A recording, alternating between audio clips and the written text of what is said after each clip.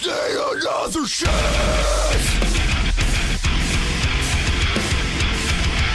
I need to get back on my feet.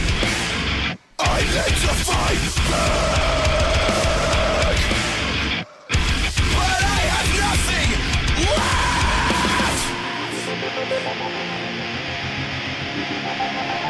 There's no ground to stand on. There's no earth beneath my feet. I don't feel like I can go another day. Letting it out this way.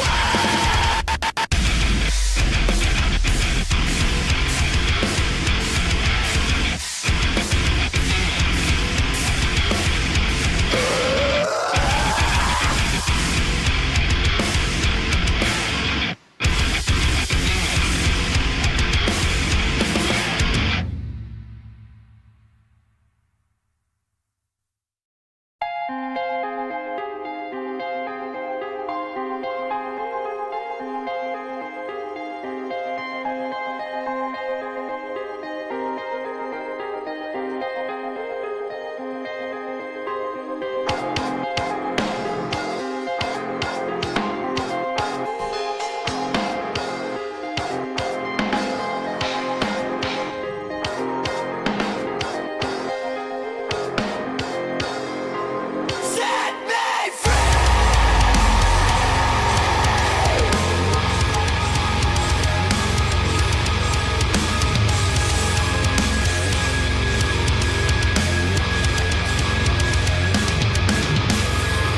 Feeling all the love, I swear that it's in the air, leaving me floating forever into infinity.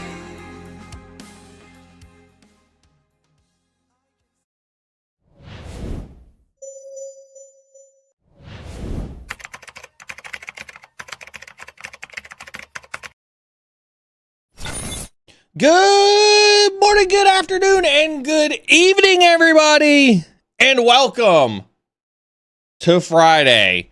Holy shnikes. We made it to another Friday, chat. We have made it to another Friday. Cheers. Cheers.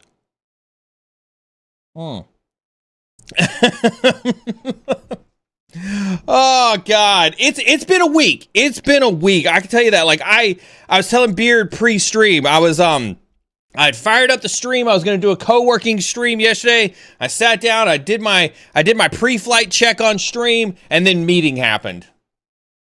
And I was like, damn it. And then it was another meeting, and then it was another meeting, and then the day was over after that. It's been here's what I don't know if anybody else feels this. I don't know if anybody else feels this, but I was so in the morning. Sometimes I'll chat with a small group from the community, and we were chatting, and it feels like there's some extra tension these last 6 to 9 months. Everybody feels on edge. It feels like it's sometimes everybody's a little short, from a temper perspective. And I was lamenting. Beard and I had a little bit of a sissy slap fight in Discord chat the other morning, and it just reminded me that, hey, listen, chat.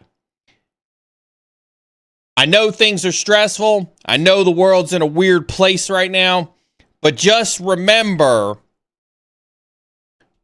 we're all friends here. We're all friends here, right?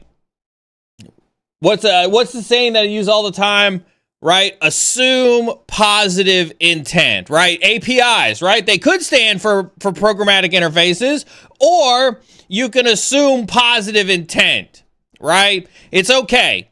It's all right. I know that this is there's a weird time and place going on. Listen, I've caught myself getting a little edgy, with folks and whatnot. Just understand, it's all cyclical, baby. It's all cyclical. But with that being said, welcome to Friday. If you are new here, thank you so very much for coming and hanging out with us. Welcome to Cyber Insecurity. My name is Neal Bridges. I did have to check my ID this morning. So I did make sure that is me. I am indeed Neal Bridges, so I'm still there.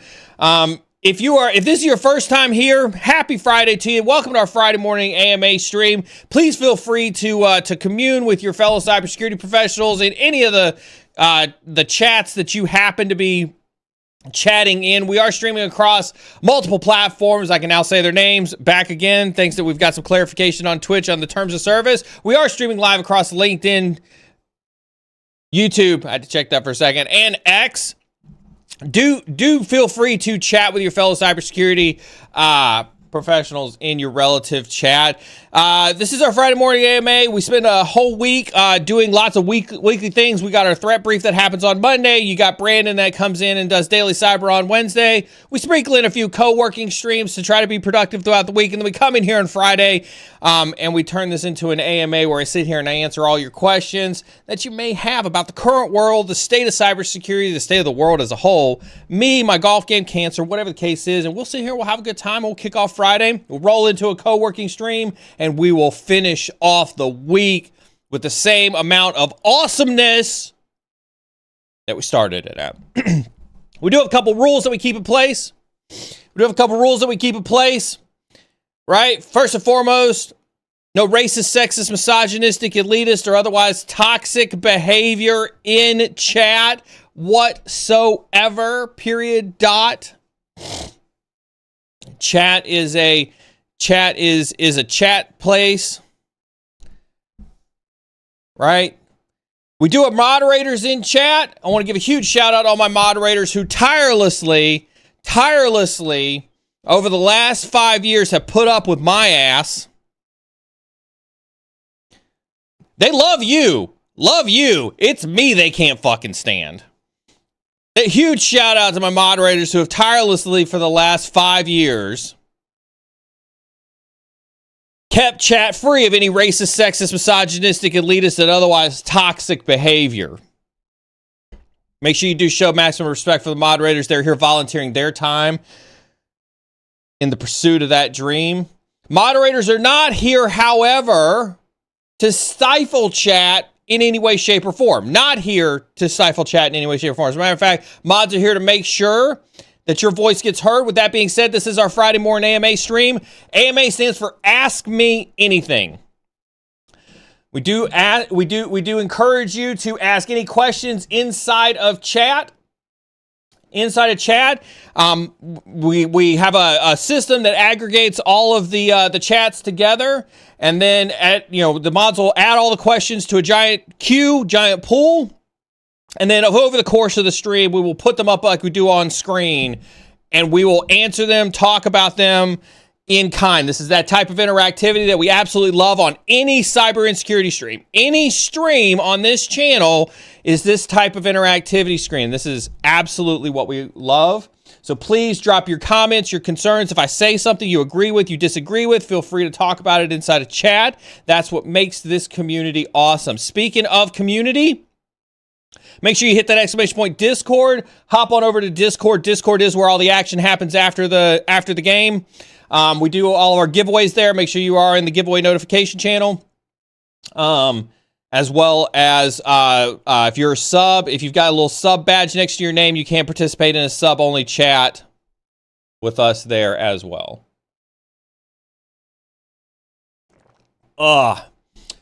Winter Jolt says, Fridays are my best days, having tea with a hacker golfer and then a hat talk with custom hat makers. Yep, Fridays are good. Yes, Fridays are my favorite. So funny story about Fridays. I obviously have some things to talk about. I've got my usual, consolidation of news that I want to share with you guys. But it's funny because, Carmen's a fantastic woman. I love my wife. She's absolutely amazing. I don't say that because I'm live on stream. I say that because I mean it.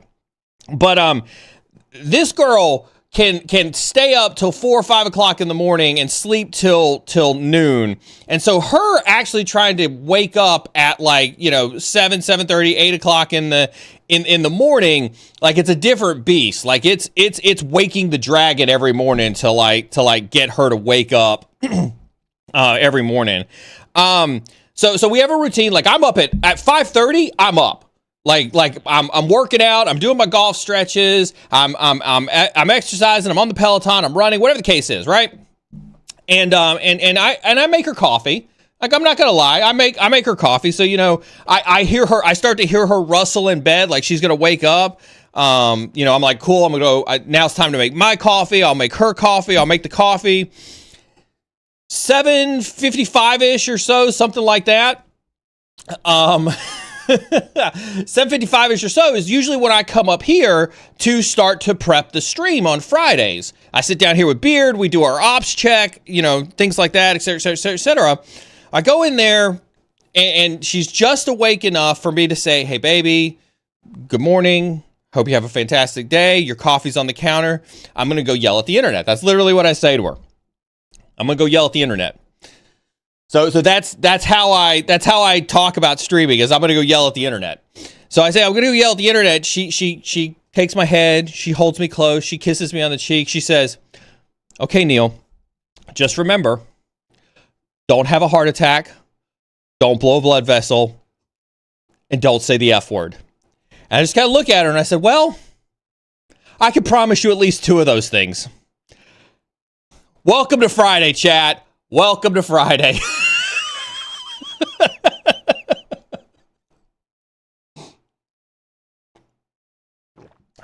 Yes.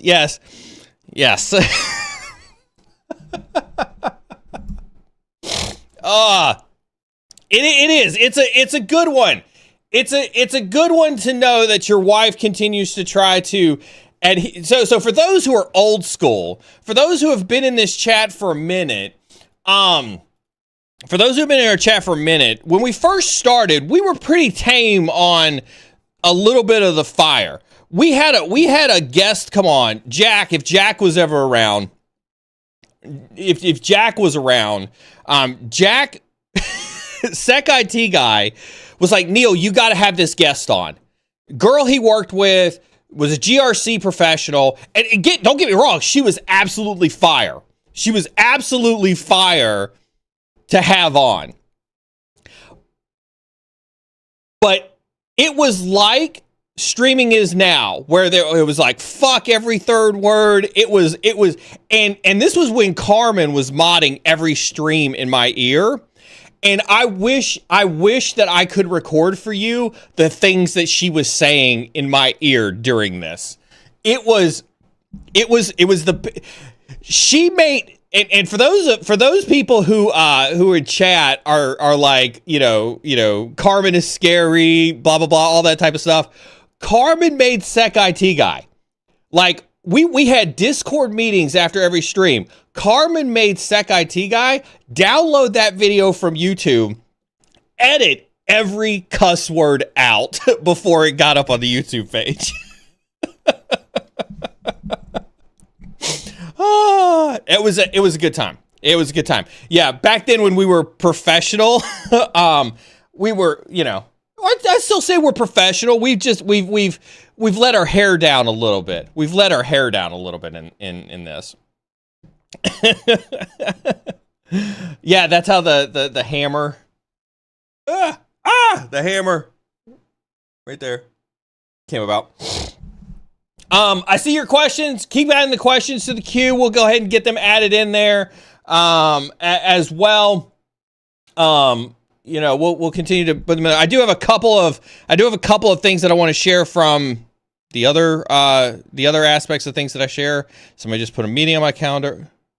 Oh, yeah. Thank you. See, I knew you'd figure out the right time. So let's talk about recruiting really fast. Let's talk about recruiting really, really fast.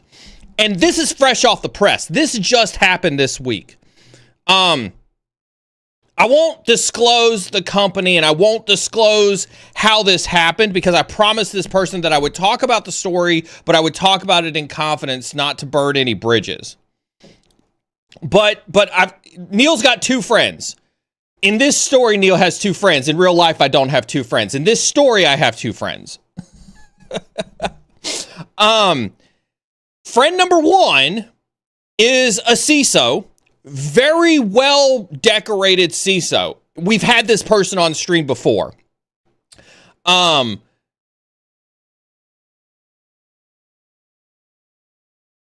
sent an invite from, okay, that's Monday at 9 to 10. Woo, thank God. I saw it 9 to 10. I thought that was like here in 15 minutes. Anyway, CISO, we've had him here on stream before. Super technical. He's a technical CISO. He's CISO'd for 2 very large organizations before. He's incredibly brilliant. Very well respected individual. Recently was a victim of some rifts. Imagine that. Yes, the CISO can even get riffed. They riffed his position, and he started to look for work. And so, you know, as I've always told you guys, you leverage your network like hell, you know, when that happens. So he reaches out to me, you know, and he's like, Neal, I need your help. I'm like, absolutely, I got you. So we start putting our collective forces together to try to help him find a role. I'm chatting with friend number two, and friend number 2's like, you know, just random. And this is why I tell you guys, this is why networking is key. Friend number 2's been hiring, but like, you know, you never really know until friends start talking. And so friend number 2 is just like, Neal, I'm having such a hard time hiring. I'm looking for this kind of person. This is the role I'm putting forth, and blah, blah, blah, blah, blah. And they're telling me about this role that they're hiring for. And I'm like, well, what about this? And what about this? So so immediately as friend number 2 is explaining the role to me, I'm thinking about friend number 1, and they're describing things, and I'm like, I actually think friend number 1 could be a good fit for this. So I call friend number 1 right there. I have friend number 2 explain the role to friend number 1. And friend number 1's like, yeah, that sounds like a role I'd really, really like to have. And so like right there in the middle, I'm brokering a relationship between friend number 1 and friend number 2 to get friend number 1 into the hiring process for this company. Friend number 2's like, hell yeah, Neal, this dude sounds awesome. I want to interview him. I want to put him through the rigmarole. I want to make it happen. I'm like, I love it. I love being a people connector, right? So I have friend number 1 go to the website. So I had friend number 2 send me the link to the corporate website to submit their application. Remember, this guy's a CISO, very well documented, very well achieved CISO. Friend number 2 sends the link to me. I send it to friend number 1, right? Friend number 1 that night applies on the website and immediately gets denied by the automated Workday system. Sends me a text message, and he's like, hey, Neal, I submitted the application. I got automatically denied. I'm not sure why. Just wanted to let you know I did apply, but I got automatically denied. I call friend number 2, and I'm like, hey, this happened. Blah, blah, blah, blah, blah. Explain the whole story to them. And they're like, here's my email address. Have friend number 1 emailed me the resume directly to my email address. Friend number 1 emails friend number 2 the resume directly. Friend number 2 tells friend number 1, go back, reapply on the website. I'll have my talent recruiting team looking while you're applying to grab your resume when it comes in to put you through the process. Friend number 1 goes to the link, applies a second time, and gets instantly denied a second time. Now, as you can imagine, friend number 1 is like, hey, maybe this is a sign. I'm just going to like back out of this process. Friend number 2's like, no, something is wrong here. Friend number 2 actually goes to investigate. Friend number 2 finds out that somehow the way that they configured one field in Workday meant that if you didn't, and this wasn't the degree field, this was a completely benign field that they had asked, that if you answered the incorrect answer during this field, it automatically rejected your application. And so friend number 2 went scorched earth on HR. And they were like, how many candidates have tried to apply for this job that I've not seen resumes for? Friend number 2 has had this job posted for 6 months. and has seen no candidates and thought that nobody was interested.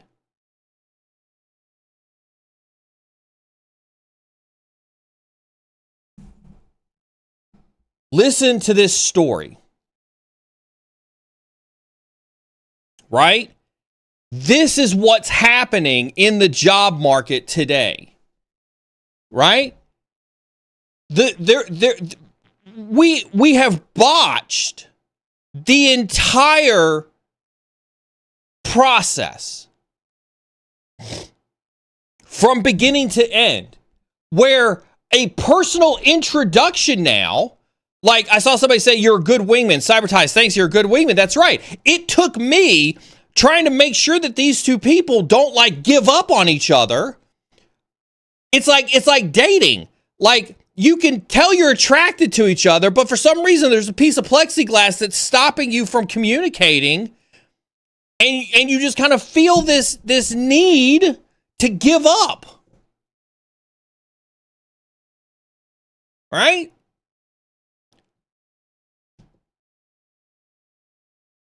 It's hard out there. It's hard out there. Like,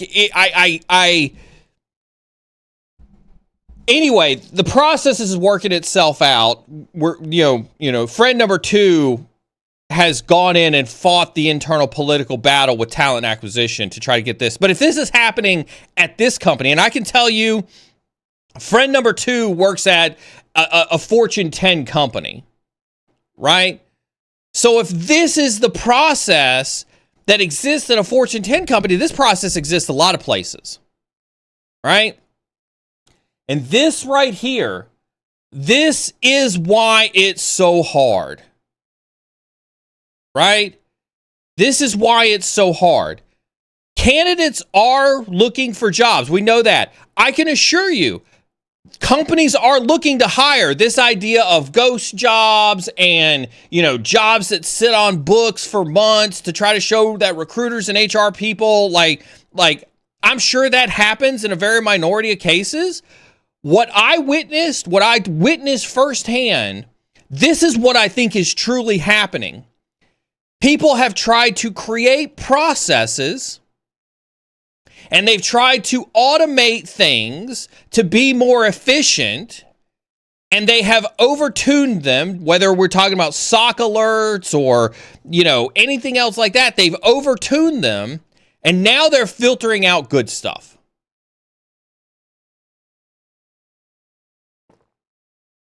Right? Now they're filtering out the good candidates. It was infuriating. It was absolutely infuriating. I was very livid this week over the entire experience. It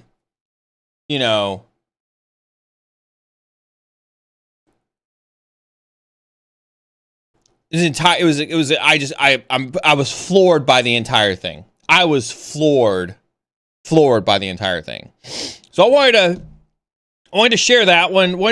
This week. Thanks, Beard, for the reminder on that one. Lord knows I had ADHD, forgot about it. This is also why I say to you guys, like, it's not a you problem. It's not a you problem. The world is shifting around us. And to that end, I do have a video this morning. You know me, like, it's not a video because, like, I don't have it piped through to show it to you. But this is an interesting one. This is another one I want you to listen to. I've shared several sound clips. This one talks about full-time employment, right? And this is from the CEO of Upwork, right? So take it with a grain of salt. It is a slightly slanted perspective from her perspective. But she did say this on a podcast called How Leaders Lead. Listen really quick to what the CEO of Upwork has to say about full-time employment. More and more companies are looking critically at their full-time employee staff and realizing the limitations of what that staff can do for them. Often those people in their current payroll don't know how to use AI tools, aren't maybe moving fast enough up the learning curve, don't have other critical skills as these businesses are moving in a very dynamic environment. So that trend is causing more companies to have a smaller core FTE group and a larger group of contingent freelance and kind of third-party vendors that they work with. And that, I think, is an enduring shift we're going to keep seeing more of. For every company, I think the key is moving from a mindset of, in the past, like most leaders have thought like, oh, I hire or I do work with the unit of the FTE. That's like the unit of measurement. Like I need to add these FTEs or subtract these FTEs. That's how work is comprised. The shift for leaders is to say, these aren't FTE units. Now it's skills or projects or efforts. And once we break down the work to be more clear about what those boundaries and goals are, we actually may not need a big team of 10 FTEs. Maybe we could have 4 or 5 specialists who really focus on that project, and then we keep going with them or disband it based on what we find. So listen to what she's saying there, right? What she's talking about there is a shift in how the workforce participates in corporate America, right? Right now, we're all used to this concept of a full-time employment, right? You go, you apply for a job, they hire you, yay, you're a full-time employee. You get paid benefits, you get paid a salary, you get a certain number of vacation days off. What she's intimating is a shift, a cultural shift in how companies view employment. Now, there's a lot of aspects to this. We could cover down on a lot of this in this conversation. So let me know where you want to go with this if we want to dive into this. But what I can tell you is that one of the biggest line items in any company is people. Right? Is people. It's just the sheer fact, right? Your $100,000 a year salary isn't just $100,000, right? There are benefits on top of that. There's FMLA. There's all the you take up an office space that is considered an expense, right? Any of the perks, everything else, like all that type of stuff. Those are all things that companies have to pay for FTEs, right? Now, before I say this, the IRS has made it expressly clear that you can't avoid paying Social Security. You can't avoid paying unemployment tax by having, having BeardSec be a mod, 7 days a week, 40 hours a week for 5 years straight and not pay them as an employee. Like the IRS is very, very clear that if they are providing a core functionality, right, to the company, they have to be on payroll. They have to be getting benefits. The IRS is very clear of that because they can. You can avoid paying Social Security tax for your employees by having them all as contractors, right? But what if everything was a project? What if you had a core group of folks who ran the team, 4 or 5 of them, 4 or 5 folks who ran the team, but then you wanted to do a sim project, right? And so what you do is you ramp up your staff on a project basis and you hire 4 or 5 folks to come build a sim for your organization.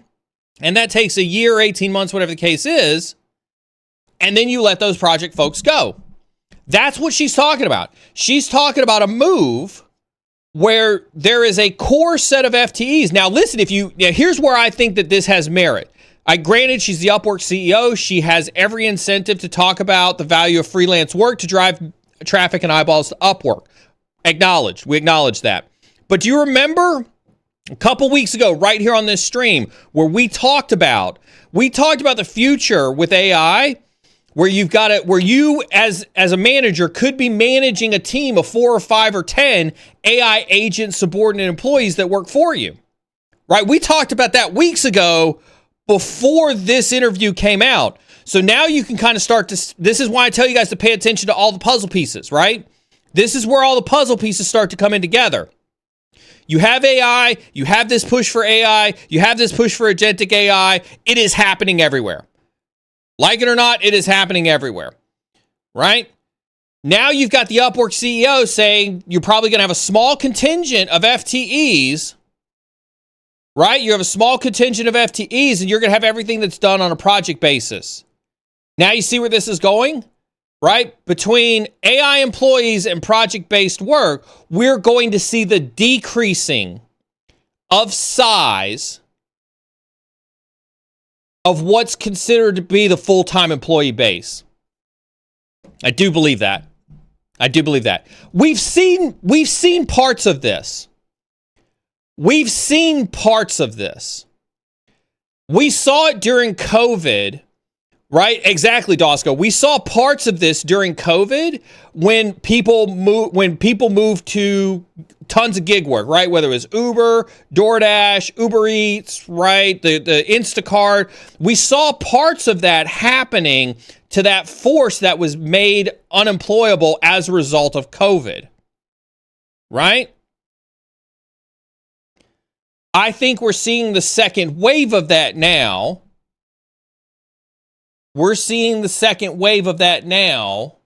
With the moves towards AI. Now, listen, we have no idea what the AI's final form is. Let me say that honestly. Beard's absolutely right to be cynical about AI. We are in a bubble. Bubbles pop. But I will remind you that the internet bubble popped in the 2000s, in the early 2000s. And you see where we are with the internet today. So bubbles popping don't necessarily mean that AI is going to go away. It just means the hype cycle around AI is going to transform. And we're going to be left with a post-bubble version of AI. I've had some serious talks with founders. I've had some serious talks with CISOs about what possibly could activate that bubble, what possibly could, the post-bubble world look like. And it kind of leans into what Beard's saying here. I don't know. I don't know. I think that's I'm not big on FUD, but I don't know. It's an interesting thought to have. I'll tell you how I'm positioning my life, around this. I think that's fair, right? I don't believe in FUD. You will never come here, right? You would never come here and hear me produce FUD. I'm here to tell you how I see the world and how I'm positioning my life around the world changes. And then I want you to take that back. That's kind of the goal of these streams and these talks, is to show you the intelligence that I'm gathering as a human, as a professional, as a CISO, as an active participant in this cyber world, so that you can see how I'm interpreting the signals and how I'm making changes to my life, right? If you take the things that I've talked about on stream in the past, especially the video I just showed you this morning, here's how we as a household are kind of positioning ourselves. There's a bubble coming. There's a great movie quote. I'll always reference movie quotes. Spy Game with Robert Redford, Brad Pitt. Show of hands in chat if anybody knows that movie. Love that movie. Love Robert Redford. I thought Robert Redford and Brad Pitt together were amazing. Absolutely phenomenal. In that. I do see the questions happening in LinkedIn and YouTube. We're continuing to drop those questions. We'll continue to add them to the queue after story time. But Robert Redford's a CIA, case officer, and it's his last day at the CIA, and he's being asked to help out with something from an agent that he ran.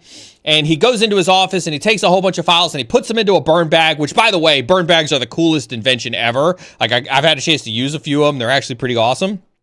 But he puts a bunch of files in the burn bag, and Gladys, his admin, says to him, "Are we feeling a little paranoid on our last day?" And this is the line. This is the line right here. This is the line I love wholeheartedly. Robert Redford looks at her and says, "Gladys, when did Noah build the ark?" Before the rain. That's what I'm a fan of, folks. That is the mantra that I absolutely love to live by. Build the ark before the rain. Right? And so we're making, we're starting to enter a conservative time period where we know there's a bubble coming. When there's a bubble coming, there is a decrease of all things.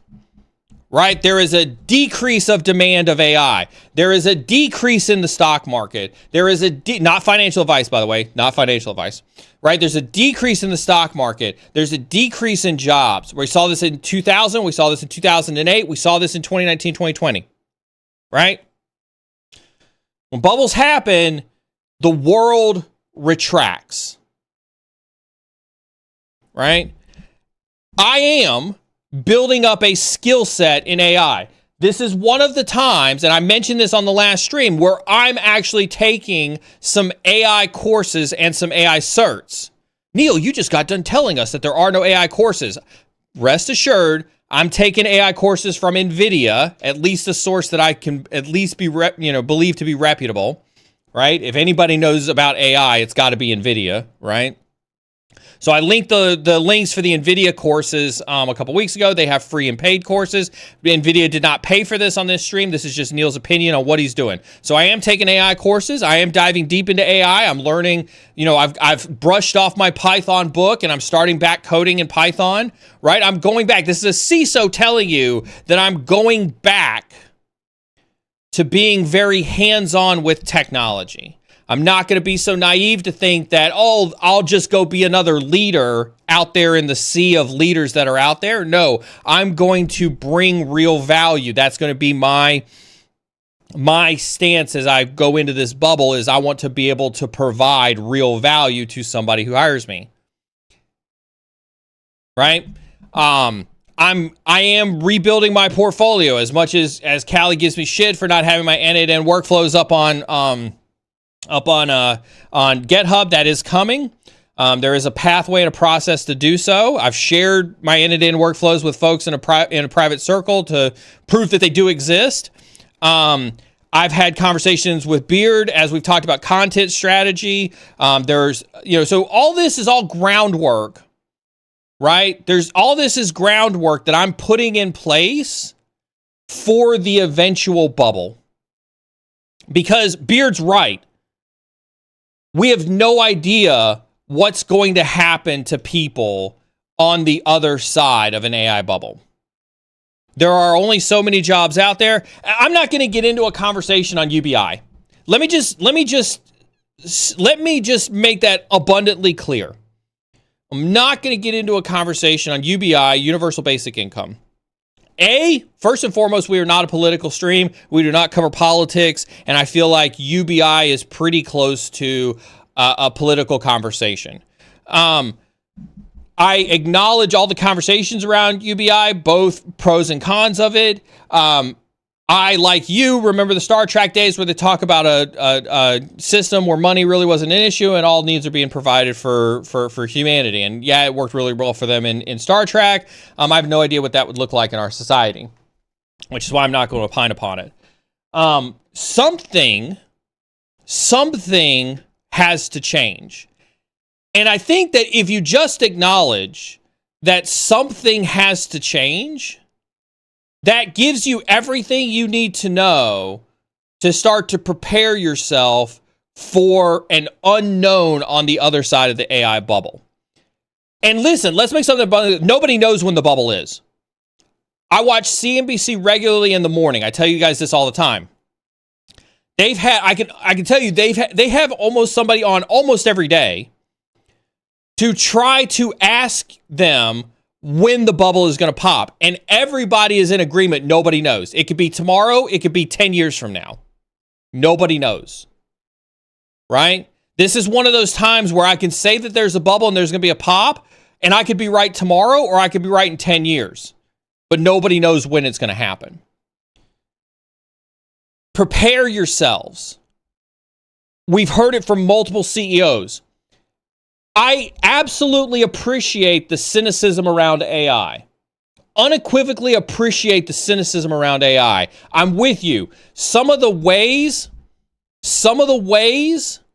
that AI is being used is absolutely ridiculous. Trust me when I tell you. So we all have imposter syndrome. We've talked about it on stream before. When I started when I started to become a believer in AI around February, March time period, when I got thrown in neck deep in it, I thought I was so far behind. I thought I was playing catch up to everything that was out there. And so, like, my fervor that I've had with you guys has been like, holy shit, I was wrong. I misread this. We're behind. Oh my God, I failed my community, right? Like, I was so worried that I had not read a signal right.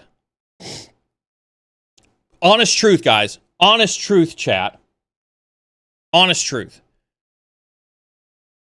I can unequivocally tell you that over the last 9 months of me being neck deep in AI and then having conversations with other founders, with other AI researchers, with other AI security people that exist out there, holy cow.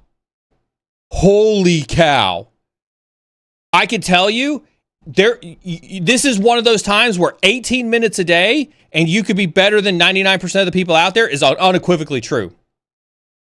Right? This space is moving so fast, you should absolutely pick it up today. And if you pick it up today with the intent, right? With the intent of actually applying it in a way that makes sense, you could be better than anybody else that's out there. Callie, I love you. You know I do, right? I can't. This space changes so much. I could do a stream this week that tells you a path to follow. I could do a stream next week that would be a vastly different path. Right?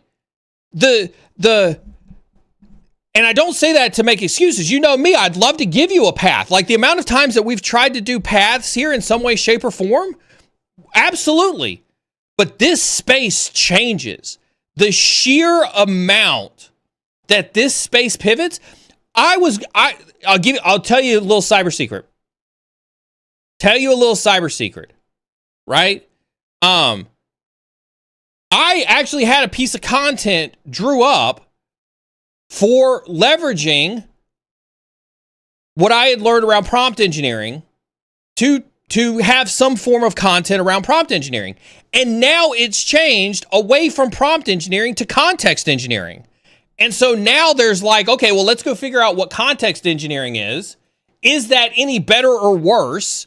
Is that actually fundamentally different? What are the merits for or against that? And should I be talking about that instead of prompt engineering? Like, that's how quickly it changes.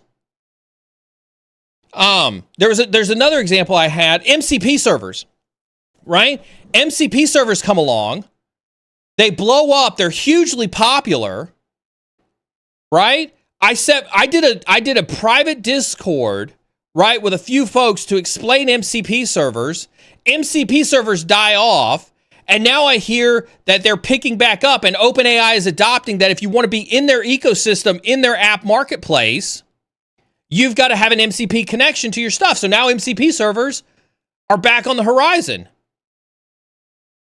Like, that's how fast this space is changing. When I tell you this stuff, when I tell you what I'm hearing about it, that's what I'm telling it to you at the speed in which I'm discovering this stuff.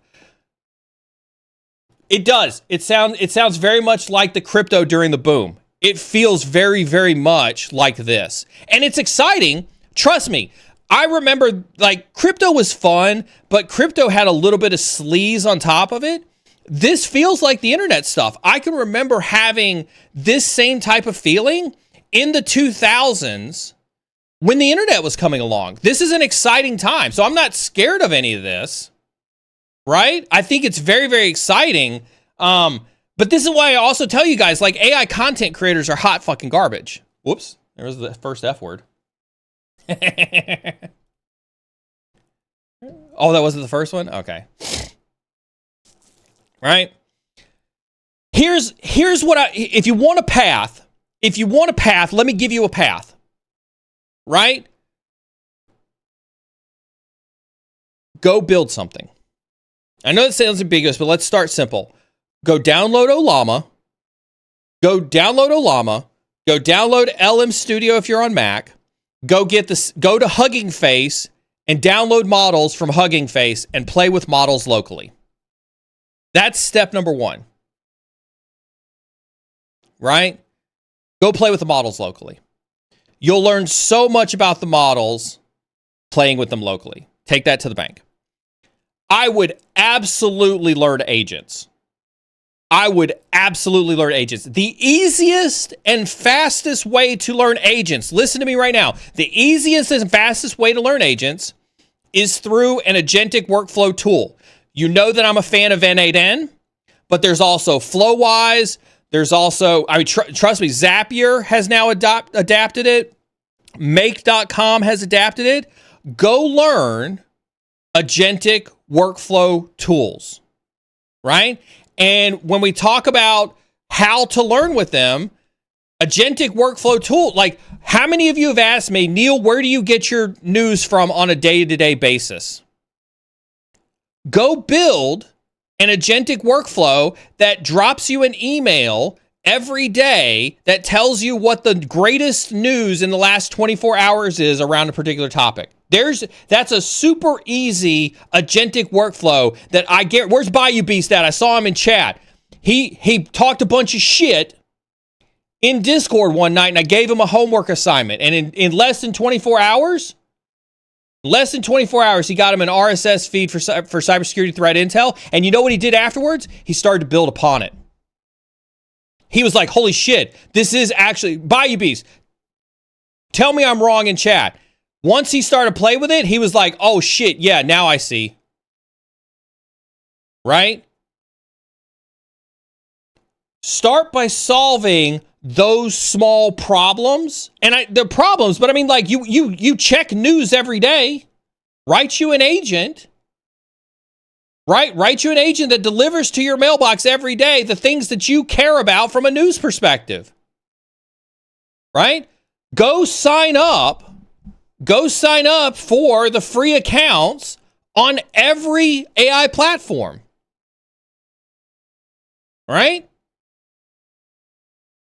It does. But I mean, listen, like, you want a problem to solve, Nitrite Deer. This isn't about, like, again, don't try to reinvent the wheel. Try to figure out how to solve a realistic problem. The realistic problem is, how many times do we get asked on stream, Neal, where do you get your news from? I don't know. Let's go fucking build an AI agent that can go aggregate cybersecurity news and deliver it to my inbox. That's not obviously, if it were so common, like RSS feeds, people wouldn't be asking for advice on how to do it.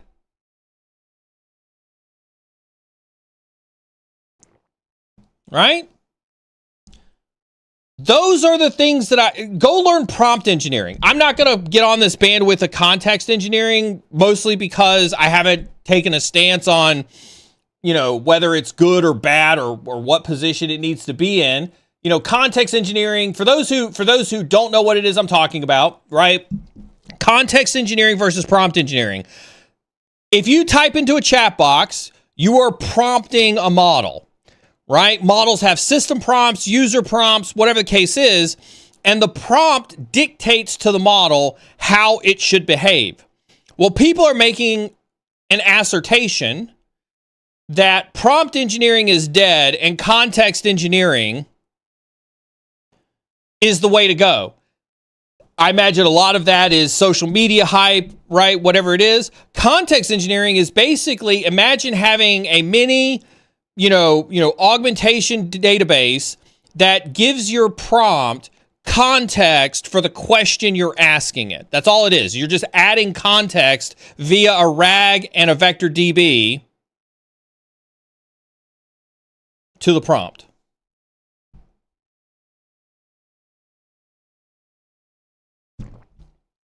New prompts are always going to be created. That's why I say go learn prompt engineering. Prompt engineering is today's input field validation. Right? prompt engineering is today's input field validation. If you remember the days of SQL injection, cross-site scripting, right? Things like that. Yeah, they still exist. I shouldn't say it like they've gone away. Lord knows they haven't gone away. They're still very, very valid, right? But prompt engineering is today's modern version of cross-site scripting and SQL injection. Take that to the bank. If you wanted to go do level 1 bug bounties against AI models, start with prompt engineering. There's your cybersecurity tie-in. Do I need to say it again? If you want the cross-site scripting SQL injection version of AI bug bounties, go learn prompt engineering.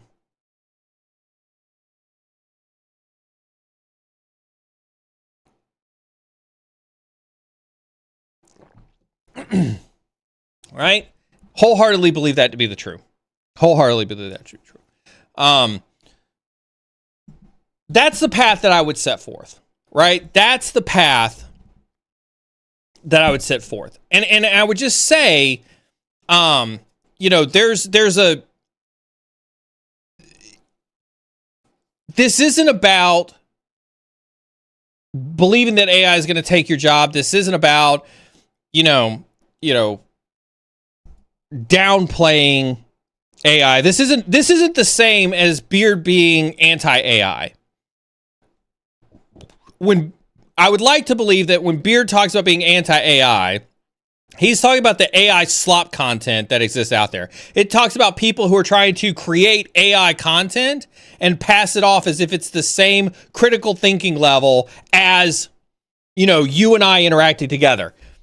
Right? If I were to suddenly say, you know what? You guys don't need me here on stream anymore.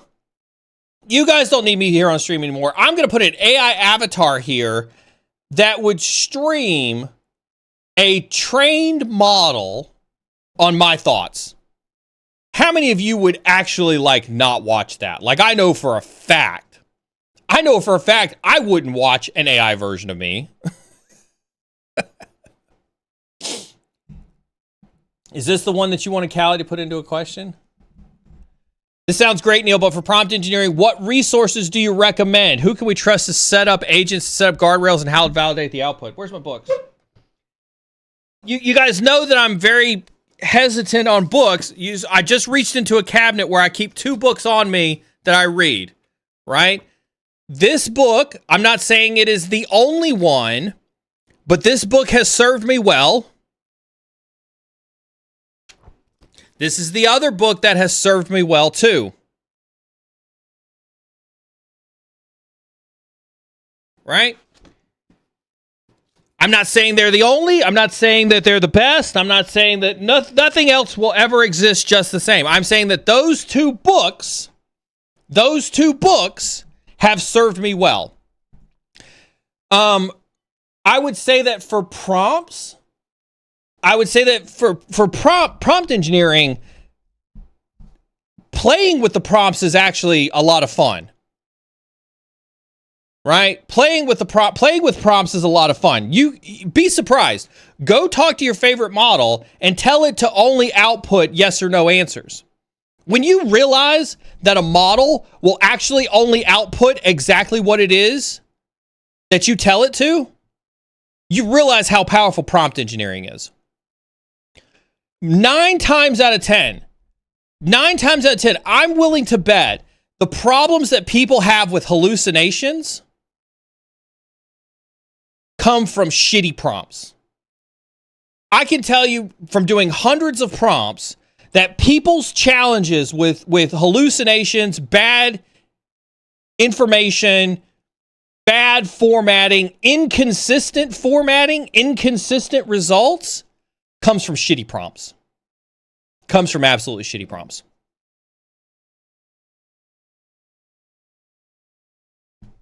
Right? Unequivocally. Callie's gonna ask all the masterclass questions. Prompt engineering helps with token size, right? So ChatGPT and others are designed to be verbose.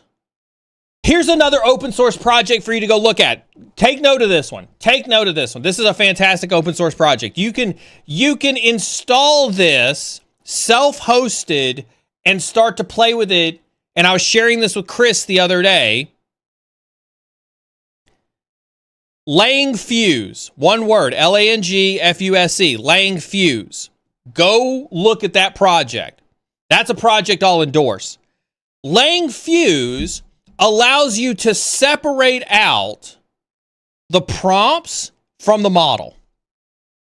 And now you can actually see how your prompts interact with the model. You can see token usage. You can see, how the model responds to the prompt. You can see how long it takes the model to answer the question based on the prompt. Gives you tons of telemetry on prompting. Right? So when you think about an agentic workflow, most people are used to writing a prompt in the chat box and having the model go out and do the thing that it needs to do. Imagine separating the prompt from the model and having a prompt that you can turn, tweak, whatever the case is, and not have to make any changes to the model. Right? You don't have to reprogram the agent. You don't have to reprogram the model. You don't have to do anything different in your agentic workflow. You just simply edit the prompt as if it was just yet another Lego block. Right? Love it. Like I said, I would love to do content on this. Like, trust me, there is no lack of desire for content. As you all know, like, if we were to tag up, right, all the things that I've got going on in my life, I do need an AI version of myself to do some of this shit. Cyber Ties, that's the closest thing. What you just put up in chat, that is where that's probably going to happen sooner rather than later.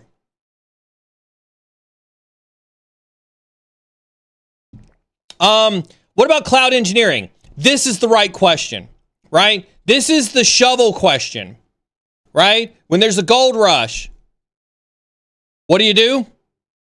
Sell shovels, right? Part of the reason that I'm an advocate for the NVIDIA training is because a lot of the NVIDIA training talks about building AI infrastructure in the cloud. We've got 34 seconds until an ad starts. So I'm going to finish answering this question after everybody who doesn't have a sub comes back from their ad break. So we'll pause for just 1 second on finishing answering this question while everybody from Twitch goes to takes an ad break in 10 seconds. I promised you guys we'd be a little bit more cognizant of that, so we didn't answer critical questions during an ad break. So I'll take this opportunity to remind you guys, after today's stream, we're going to transition into a co-working stream. If you've not been part of a co-working stream, highly encourage you to do so. It's an ADHD coping tactic. Where we sit down and we go through the day together. There's a checklist of items that you guys can participate in and share on screen as well. We have Pomodoro timers so that you can do, 60 minutes off and 10 or 15 minutes, of a break. We have Threat Brief on Monday with Jason. That's now moved to every Monday as well. So you can pop in every Monday morning at 9 a.m. Eastern Standard Time for a break. Hopefully that was long enough for folks to come back from an ad break. I don't see the... Oh, it hadn't? I just saw the thing come across the screen. That was the warning that it was going to be starting, but it hasn't actually started yet. Because why wouldn't Twitch, help creators? There's the ad break. Now the ad break's running. And of course, Bayou Beast dropping in the gifted subs right at the beginning of the ad break right there. If you got a gifted sub, thanks Bayou Beast for that. Make sure you do hang out with us in Discord. I'll probably be in there tonight. Doing a little gaming tonight as well. So if you got a sub, you can hop on over into Discord for that. Oh, there you go. I might be gaming during the day. Who knows? I got a couple meetings I got to do today, so I can't game all day today. Well, we got 2 minutes. There's an ad break in progress. We'll bullshit for a little bit more. I did listen. So while we're waiting for the ad break to end in 2 minutes, I did catch third place in my tournament on Sunday.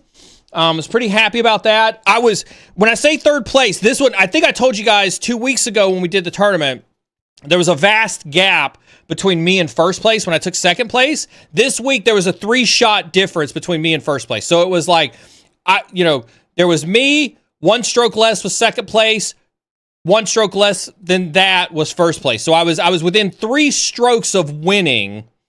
I was within 3 strokes of winning this weekend. This weekend I got a doubleheader. So I got a tournament tomorrow and a tournament Sunday. So tonight, after work, so typically what I'll do is like my last meeting will probably end about 4. I'll probably head to the range for a 2-hour session at the range, just as a warm-up session. Don't want to get overly tired before tomorrow's tournament. We've got a 10:48 tee time tomorrow. If you're interested in following me on my golf adventures, hit !socials. Follow me over on Instagram. And you can follow me over on Instagram for a lot of my golf content over there. But I got a doubleheader this weekend. We've probably only got 1 more month of golf here in the States. Before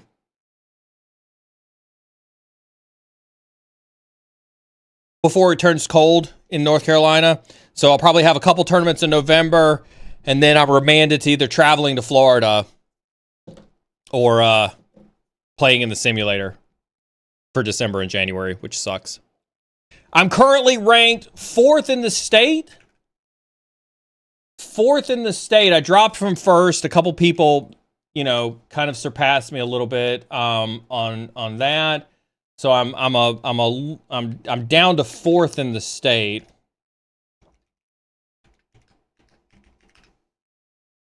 Let's see. I'm checking my rankings right now while we're waiting.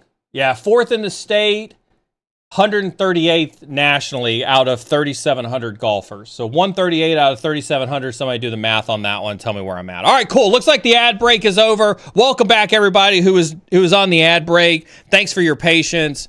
Now's a great time to hop into the hop train if you want to get in on the new emote. Don't care one way or the other. What about cloud AI engineering? Yes, unequivocally. This is why I'm a fan of the NVIDIA certs, right? NVIDIA certs have a ton of cloud infrastructure type of stuff. Do I still have the tab open? I had a PDF. I don't think I have the tab open anymore. Let's see if I can bring it up really quick. NVIDIA Learning. Does anybody have the one from... Yeah, thank you. I was gonna do the courses, right? So they've got building AI agents with multimodal models. That was a word there, right? Building agentic AI applications with LLM. They've got best practices in feature engineering for tabular data with GPU acceleration, right? They've got tons of courses listed here. It's also that, thank you for the reminder. It's also in resource repository on the Discord, right? Fundamentals of accelerated computing with CUDA Python, right? That's along that shovel. Beard's like, you made those words up. No, it's right there, right? Here's one for the cybersecurity team, right? Applications of AI for anomaly detection by NVIDIA. You don't need to go to some fucking, POS content creator who probably took this course or read about it on the internet. You can take it directly from NVIDIA, right? Disaster risk monitoring using satellite imagery, right? As an AI course. Introduction to graph neural networks. GPU acceleration with the C++ standard library, right? All this directly from NVIDIA. Right? So I think cloud AI engineering is absolutely a fantastic place for you to be. If you're in cloud, go there. If you're interested in cloud and AI, go there. I'm not going to say that cybersecurity is dead. That's not my goal. Right? But I definitely think that if you're looking for the next, like all my cyber nihilists are going to hate this. If you're looking for the next tech gold mine, I definitely think this is it. Data centers, cloud networking. There is a learning path on NVIDIA's site. There is a learning path on NVIDIA's site. Oh, I can't find it. You can find it on the site, but there's a learning path on NVIDIA's site for AI cloud networking. Right? Exactly, Dosco. Cybersecurity isn't dead, but it is changing. It is unequivocally changing.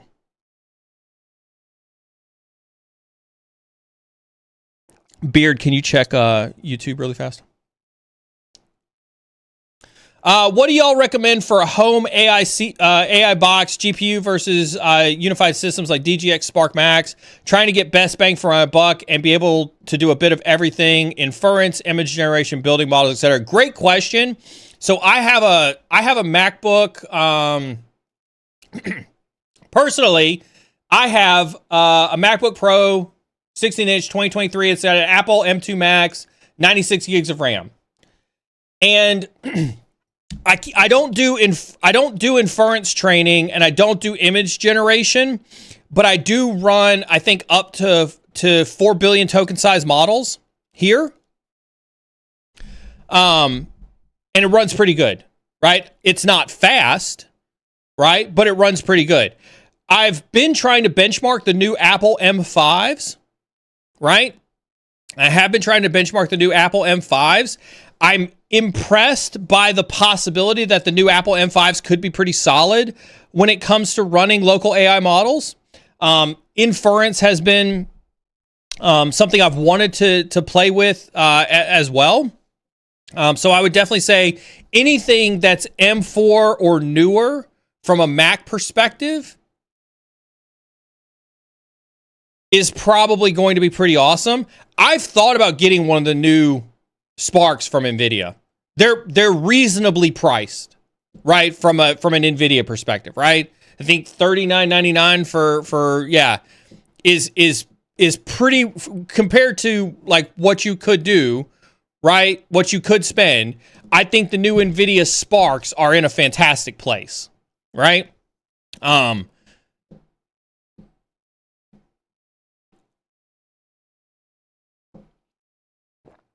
We're out of coffee, chat. We're out of coffee. Look, it took an hour to be out of coffee this morning. That's how you can tell I've done a lot of talking this morning.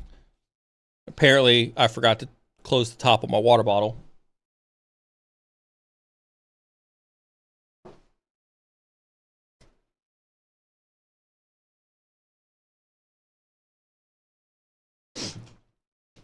Whoopsie.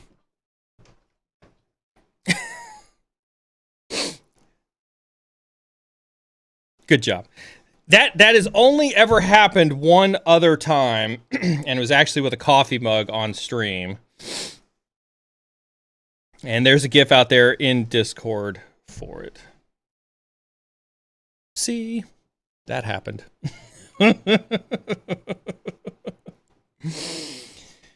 Morning, Fix It. Glad to see you. Hope your continued health is continuing to feel better. Hope your Hack the Box meetup was going well. I've thought about getting a raw NVIDIA. I did look at video cards. I was very, very shocked to see Blackwell video cards at $9,000 a pop. I can unequivocally say that unless this stream suddenly gets sponsored by NVIDIA or some other AI company and technology, I will not have a Blackwell sitting on my desk at any point in time in the future at $9,000 a pop.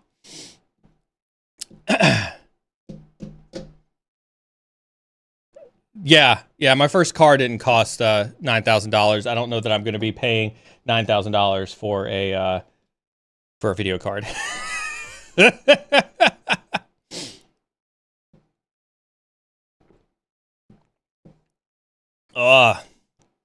Somebody sponsored this guy for a 9K card. I tell you what, if somebody sponsors us and we get enough money to buy a 9K card, I'll quit query and do AI cybersecurity content full time. Matt, I'm just kidding. And hire Beard to be my number one assistant, but only to get coffee and light candles.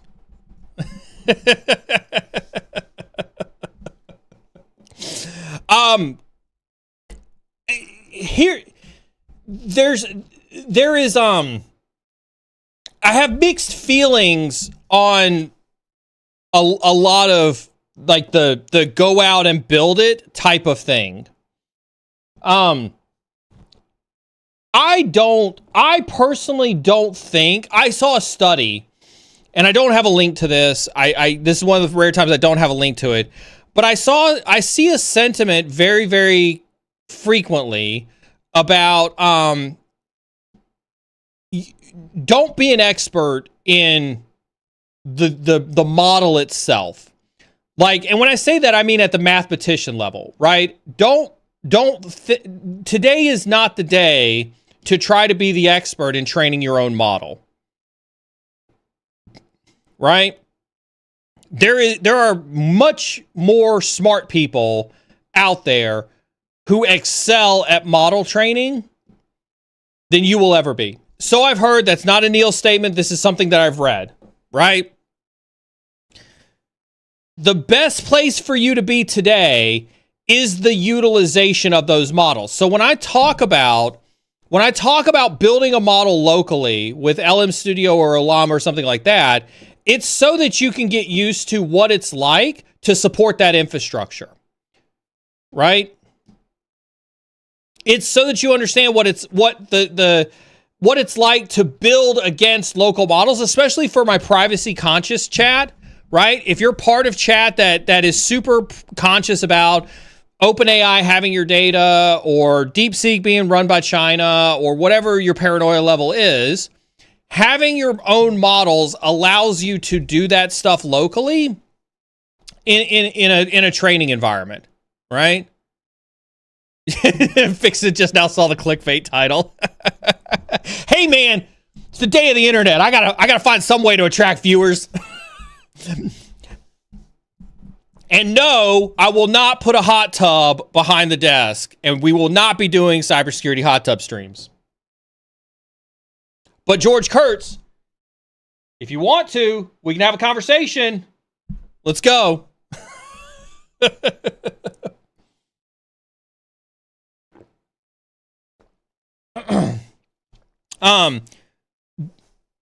I forgot where I was going with that statement. Woo. I love it. I love it.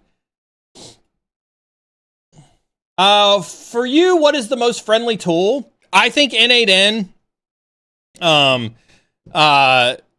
is probably the most friendly tool, but I just go with what works for you.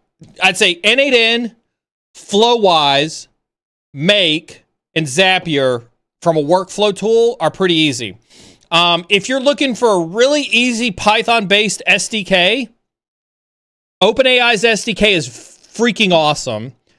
Pydantic AI or Google's ADK are very awesome. Yeah. Will 0 day for GPUs? That's not a bad. That's going up on next week's title right there. That's going up on next week's title.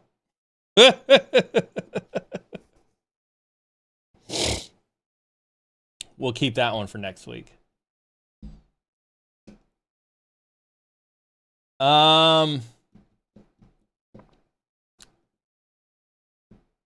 Checking the questions. Look at the questions, see if there's this one from Our Curse Honor. Good to see you again as always. One of the first questions, we missed this one an hour ago. We got caught up on AI, chat. We got caught up on AI. Not that I have a problem with AI. We'll probably go back to it at some point in time. I have a question about whether we should contact the users involved in simple incidents to ask if it was them, if they know what it is about, if they admit it was them, etc. Does any framework address this? Great question. I have mixed feelings on this, right? Culture is huge in incident response. Nobody wants to admit that they're the reason that a cyber breach happened. Right? There is actually a good case out there where people have gotten really seriously emotionally upset to find out that the phishing email that they clicked on led to the compromise of the company. And that's not a good thing. If there's anybody out there who's like, fuck yeah, they should be upset about that. Like, no, that's the wrong way to feel about it. We do not want users afraid to report phishing emails. We do not want users to be afraid to talk about security incidents. Right? And I think that that's the way that I would answer this, is that there's no framework to address this. It is 100% cultural with your organization. I'll brag about Query.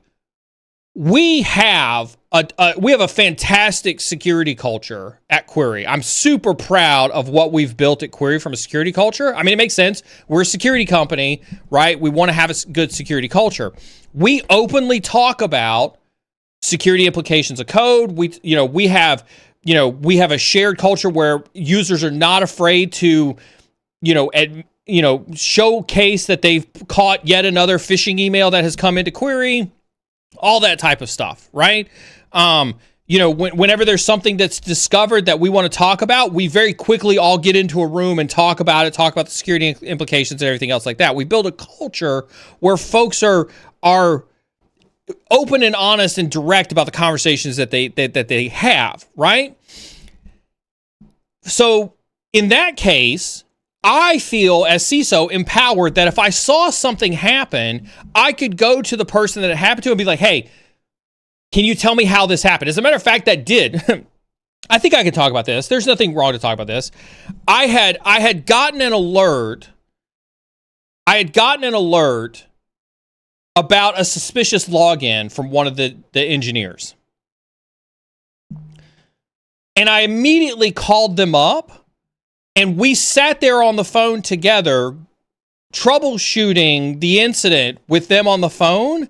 Come to find out they had turned on their VPN, and the VPN had routed them to a crazy country instead of their normal United States-based exit node.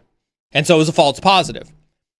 So yes, if you build the right culture, you absolutely can create an environment where when you see something, you can go direct to the person that it happened to and be like, yo, what did you do? What were you doing at this time? What did you click on? What happened? Let's talk it through. But I can tell you that I've worked at a lot of companies where as soon as they got a phone call from security, they were instantly on their back heels. They were instantly afraid to have any conversation with you. Right? Oh God, what did I do wrong? I've literally heard that come out of somebody's mouth. Hey, this is Neal, director over at security. We saw something happen on your computer. Can I speak to you about it for a moment? Oh God, what did I do wrong? Right? So it's very culture-based. It's very, very culture-based.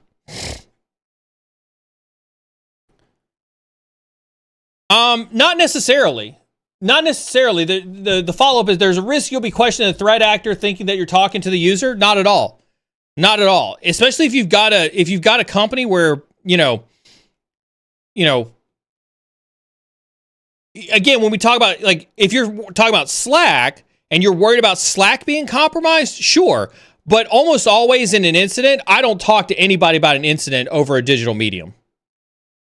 Like, I don't Slack people about an incident, ever. If it was back when I was at other companies, it wasn't Teams, Google Hangouts, right? Whatever. I don't ever talk to them over a digital medium.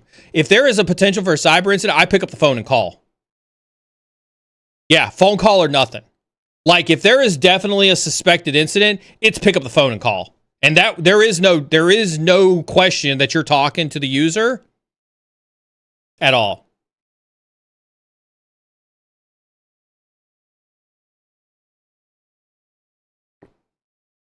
Yeah, phone call or bust. Phone call or bust. Cyber Ties looks like followed up with, if you were building a SOC from the ground up, is there a specific way you would approach how to do this? Cyber Ties, I'm not sure if you had like a Neal moment when you wrote that up and you just forgot the last half of that sentence, but I'm assuming that that's like how to do this.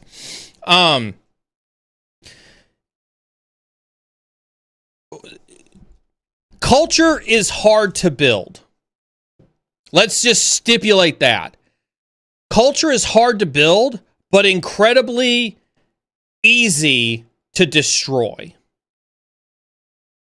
One bad apple, one bad experience is really all it takes to destroy culture. And so if you're talking about how do you go into some place net new and build a SOC from the ground up with this culture in mind, I would say that that's incredibly easy. But if I was CISO and I was going into a new organization and I'd already inherited a SOC and I was trying to figure out what the culture was and the culture was bad, I can tell you that the path to get to a better place is long and arduous. I almost did a giggity moment, but I refrained from it. If you're going to do it from the ground up, first thing you have to do is make sure that you don't hire nerds. Because nerds don't know how to talk to people. I know I just hurt some of your feelings. I'm going to watch viewership drop off dramatically because I hurt some feelings on this one. But nerds suck at talking to people. And so I would make sure that the number one skill set that I hired for, in addition to technical prowess, is can you make eye contact and have an empathetic conversation with an end user? Right? Because you want to have a nerd who can have an empathetic conversation with a user to build a culture, to take time to learn and appreciate the organization's problems. One of the problems I've talked ad nauseum that we have in this industry is that we think everybody should care about a 0-day. We think everybody should care about a CVSS 10 vulnerability. We think everybody should think that our security woes are the most important thing in the entire world. And therefore, when a user doesn't, we take personal offense.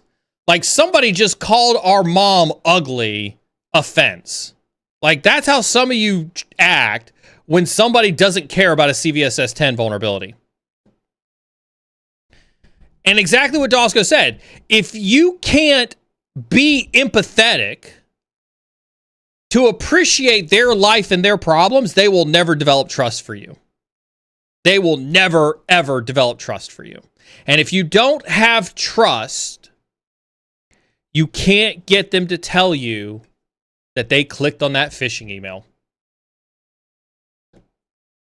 And that's what it boils down to at the end of the day.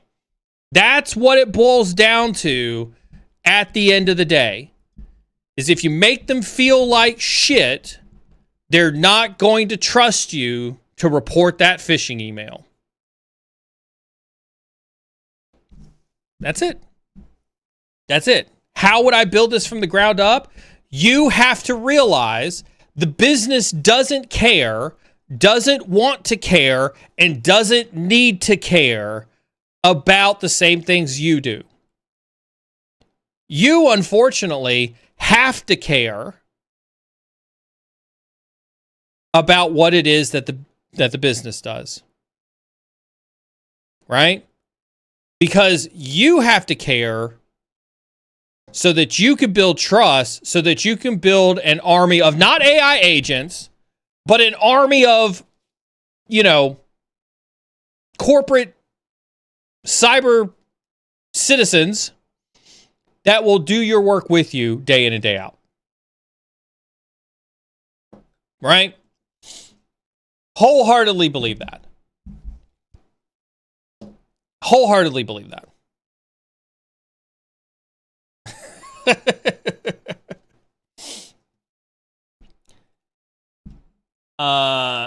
Any thoughts on the online bookstore taking out half the internet? I actually love that.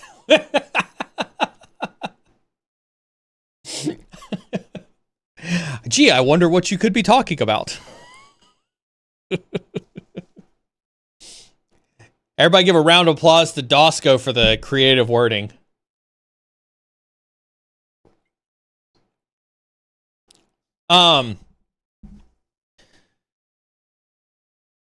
Lots of thoughts. So first and foremost, if you didn't hear, we talked about it a little bit on Monday. It happened early Monday morning. Half the internet was down because of AWS. It's so funny. It never ceases to be old as a joke, but it also never ceases to be surprising at how true it is. You know what the root cause was? DNS. Somehow, some way, a DynamoDB crashing boiled down to a DNS problem. How DNS continues to be the culprit continues to absolutely confound me. Yeah. Ultimately, it was a bunch of cascading issues, right? Apparently, somebody tried to do a load, or a couple people tried to do a load, and as the elastic computing tried to expand, apparently it crashed the DynamoDB backplane that ran all of USEast 2. So effectively, it was a DDoS from a inability to scale rapidly on AWS's part. Imagine that. Here it is, 15 plus years of existence of AWS where they tout the ability to scale infinitely, and we end up with our first DDoS in 15 years of an entire region because they crashed the DynamoDB backplane. Right? To Dosco's question, I have seen this conversation floated around. What does it mean when the decentralized internet is now centralized all across AWS? And AWS going down literally means that half of the internet is down. And I think that that's the irony, right? And again, nerds being nerds, oh, we've got this great thing called the internet. It's going to be a decentralized way for us to share information. Everything starts decentralized. Crypto, the internet, AI, all starts decentralized. In business, what happens? Inevitably, there is market consolidation. Look across the entire business news. Consolidation happens in every business facet. I think nerds thought it would never happen to the internet, but lo and behold, as we have cloud providers, you now have consolidation and centralization of the internet. Right? It's going to happen. It is always about consolidation. It happens everywhere. Look at housing. Look at what we just went through with the housing crisis in 2008, right? Even housing got centralized in companies like Zillow and hedge funds and, all those types of companies. Centralization happens because, yes, it equates to more money.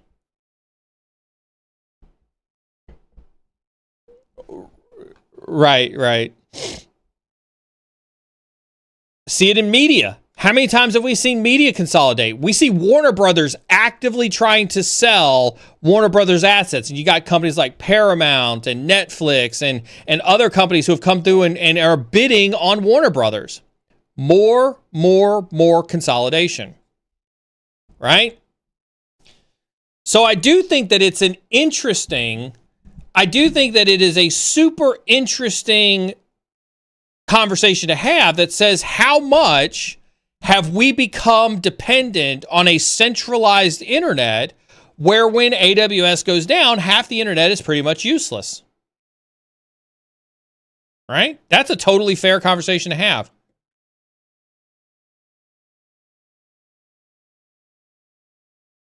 Right? Yeah, imagine Cloudflare going down. Imagine Akamai. Akamai is another one, right? Yeah, you could say Amazon, but yeah, let's talk about any of the CDNs, right? Let's talk about any of the CDNs, right? Tons and tons and tons of consolidation that happens, right? I don't know that there's an answer for it.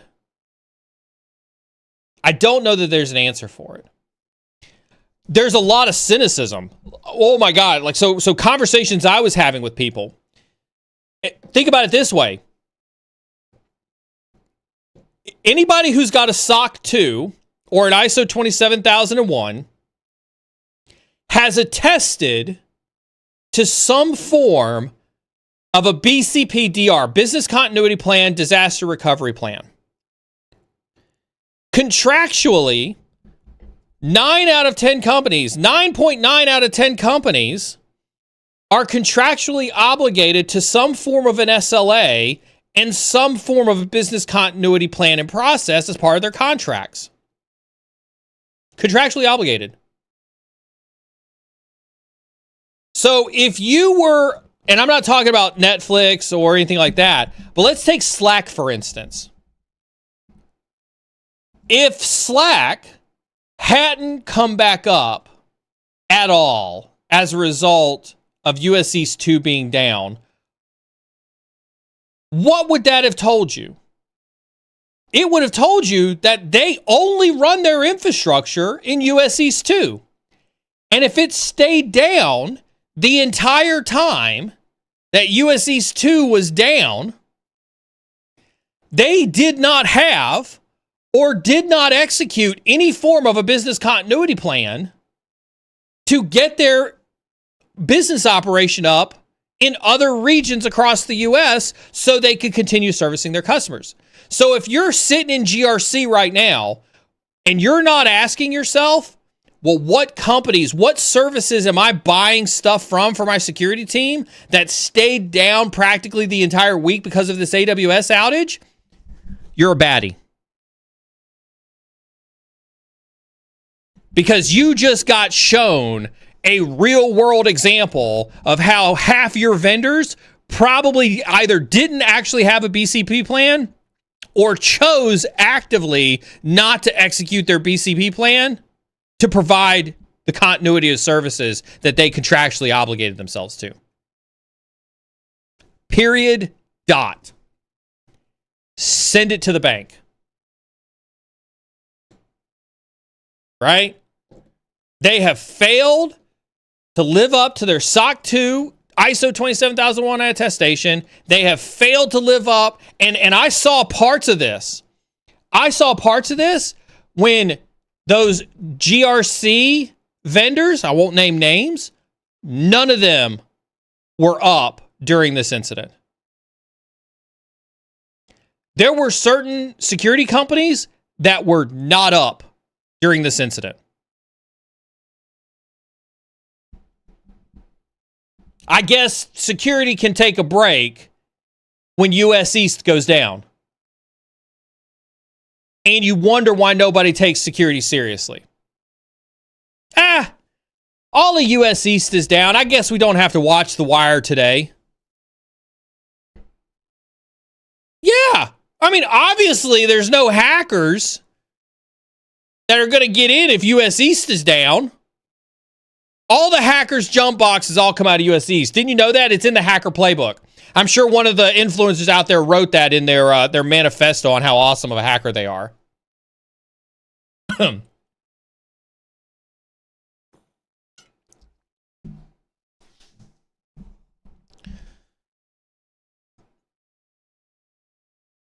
We don't take security seriously. We as an industry don't take security seriously.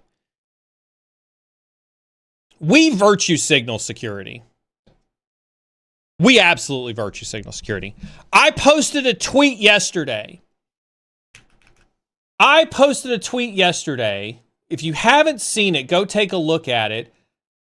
But it is a continuation of the problem. There's a software vendor now again, it's in the crypto space. You can say what it is that you want to out of the crypto space, but they posted up on X. Hello, everyone. It is with saddened hearts that we announced the shutdown of Bunny. The recent exploit has forced Bunny's growth to halt, and in order to securely launch, we'd need to pay 6 to 7 figures, not to a ransomware, not to a threat actor, not to anybody else, but 6 to 7 figures in audit and monitoring expense alone, requiring capital we simply don't have. It also takes months of development and BD efforts just to get Bunny back to where it was before the exploit, which we cannot afford. Thus, we have decided to shut down.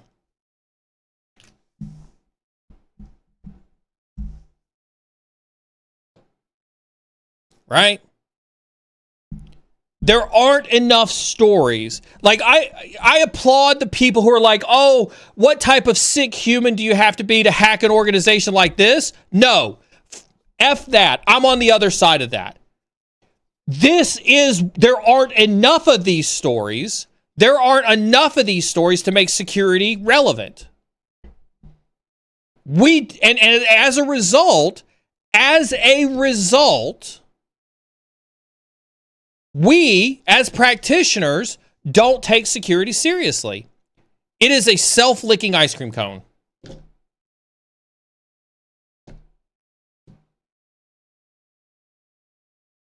So yes, I think AWS has a bigger security impact. I think the AWS outage had a far more reaching security impact than I think people are talking about. Nobody is talking about this in a way that I think actually matters. And I had a similar conversation with somebody yesterday. We were talking, I'm going to pick on GRC for just 1 second. I see Nitronic Deer in chat. I'll pick on GRC because I know he's here as well as others. Right? Nobody is going to pick AWS. So in SOC 2, you have to list all your sub-processors. And all your sub-processors in SOC 2 are the ones that are critical to your business and in some way handle the informational, intellectual aspect of the data that your business does for customers. All these people, 9 out of 10 people use some form of cloud computing. AWS is the sub-processor for most of the internet. AWS does what it is that they do, which is they make available a SOC 2 that says, hey, look, we're SOC 2 compliant. We're also ISO 27001 compliant. We're compliant. Do you think that there is anybody in any company's GRC organization that forces an individual from AWS to sit on the phone with them to talk about their security controls to ensure that they're protected? No. They're like, oh, it's AWS. Of course they're protected. Of course they're never going to go down. Of course their SOC 2 is perfect. Right? So they just blindly take their SOC 2 and say, yep, AWS is good. But me at Query, if I want to sell to any company that exists out there, the amount of paperwork and sheer mental pain that I have to go through to prove that we're secure, even though I've got a SOC 2, would make you think that I was under investigation by the FBI.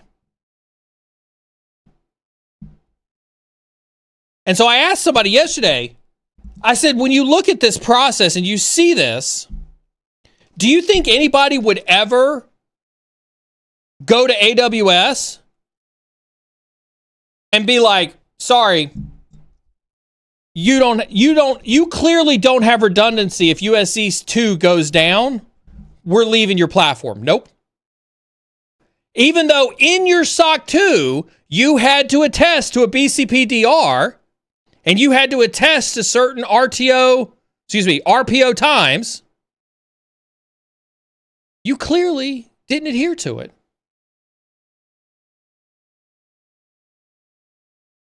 GRC is another place where it is full of people, narcissistic people, who think that their job matters when in reality it is not universally applied in every scenario to every company. How can you have a risk management strategy that is not universally applied to all of your vendors? I will never, ever, ever stop hating on third-party risk management because it is the most self-centered, narcissistic function that serves zero purpose except to shift liability to someone else because you fail at security.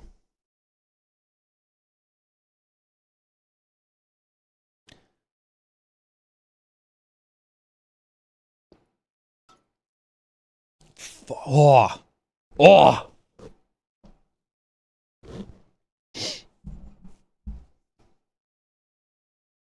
That's the kind of shit that pisses me off about the internet, right? This is why I say security can't be taken seriously, right?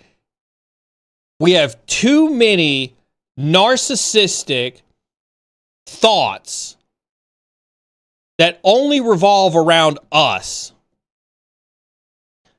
that don't actually do anything for protection of the enterprise.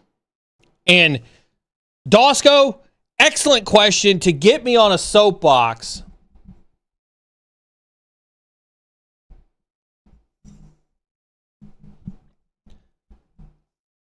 about something as simple as AWS's outage.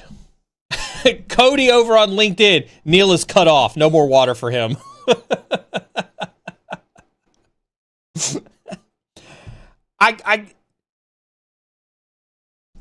I love my job. I love our industry. I love the mission we have. It is a bastardized version of what I think it could be, what I'd always hoped it would be, and what I think that it wants to be at its heart and core. And we're just so far from it, it saddens me sometimes.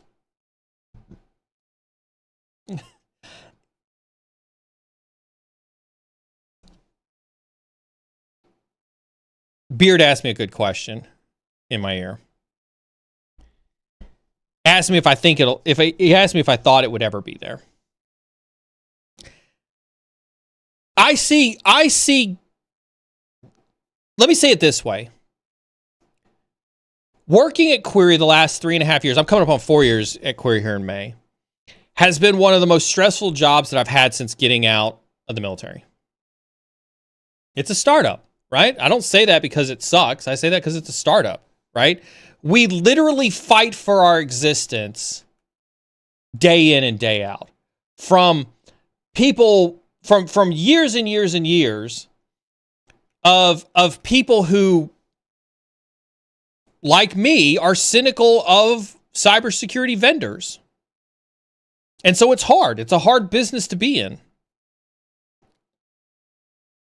But I can tell you, I feel more impactful building a security organization at Query than I ever did at Abbott or Mondelez. And at Abbott, arguably, I was protecting, Similac for babies to pacemakers that were sitting in people's hearts. But the organization just didn't care the way that I thought it should. It was all political. It was all, it was all because somebody on the board told us we had to do it. That's how it felt the entire time. Somebody on the board told us we had to do it. Not because we believed in the mission, not because we believed in security, not because we knew that we were, critical to the life path of millions of humans on the planet. Because somebody on the board told us to do it. Because a regulator told us to do it. Because a Big Four company told us that if we didn't do it, 15% of our revenue could be up for grabs by the EU for GDPR. But at a startup, it could literally be like this bunny story that I posted on Twitter yesterday. We just wouldn't have the money to recover from an incident. So I get pockets of what it could be when I work at startups, because their lifeblood quite literally could depend on whether they take security seriously or not. And that's why I grin and bear it. That's why I deal with it. That's why I deal with all the pains that come from being in a startup. Right? Because at least I'm close enough to the problem that it does matter. It matters to everybody. It matters to all 26 of us who have to pay their bills with this job, that have to, provide health care to their kids, that depend on this job for their livelihood. Here it matters. I can honestly look back and wonder if it actually ever mattered at any of the other companies I worked at. So that's my advocation for small businesses. That's my advocation for startups. You'll work like you've never worked in your entire life. You will grind like you've never grinded for in your entire life. But I can unequivocally tell you the reason you grind is because it matters. It matters.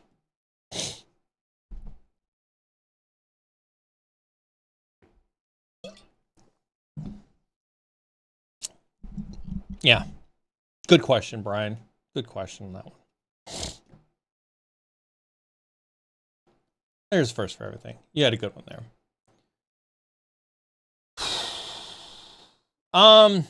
Speaking of, good follow-on question to that one. How do people in IT prevent from being overwhelmed? We don't. We don't well.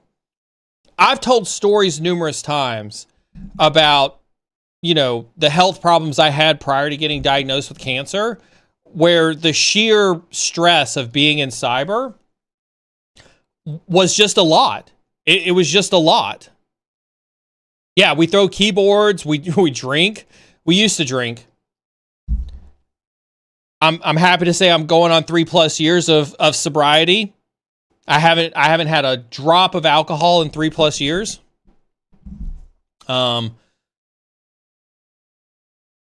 It's, there are, overeat, under-exercise, lack of sleep. Like all these, we do not have, cybersecurity people are weird.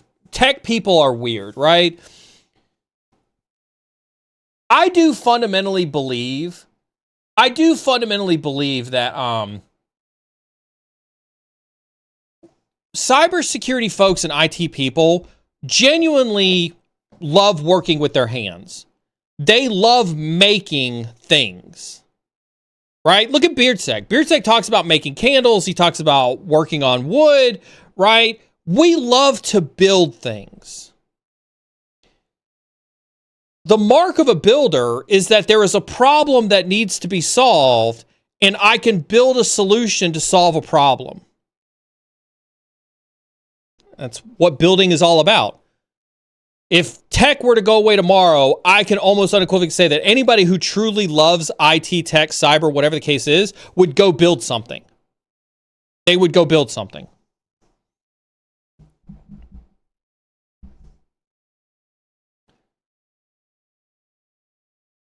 That desire to build something, that desire to solve a problem, is really terrible in cyber. Because there are always problems to be solved. And if you're like me, you get overwhelmed with how many problems there are to be solved because you're like, I'd never have enough time to solve all of the problems. Right? There's not enough time to solve all of the problems.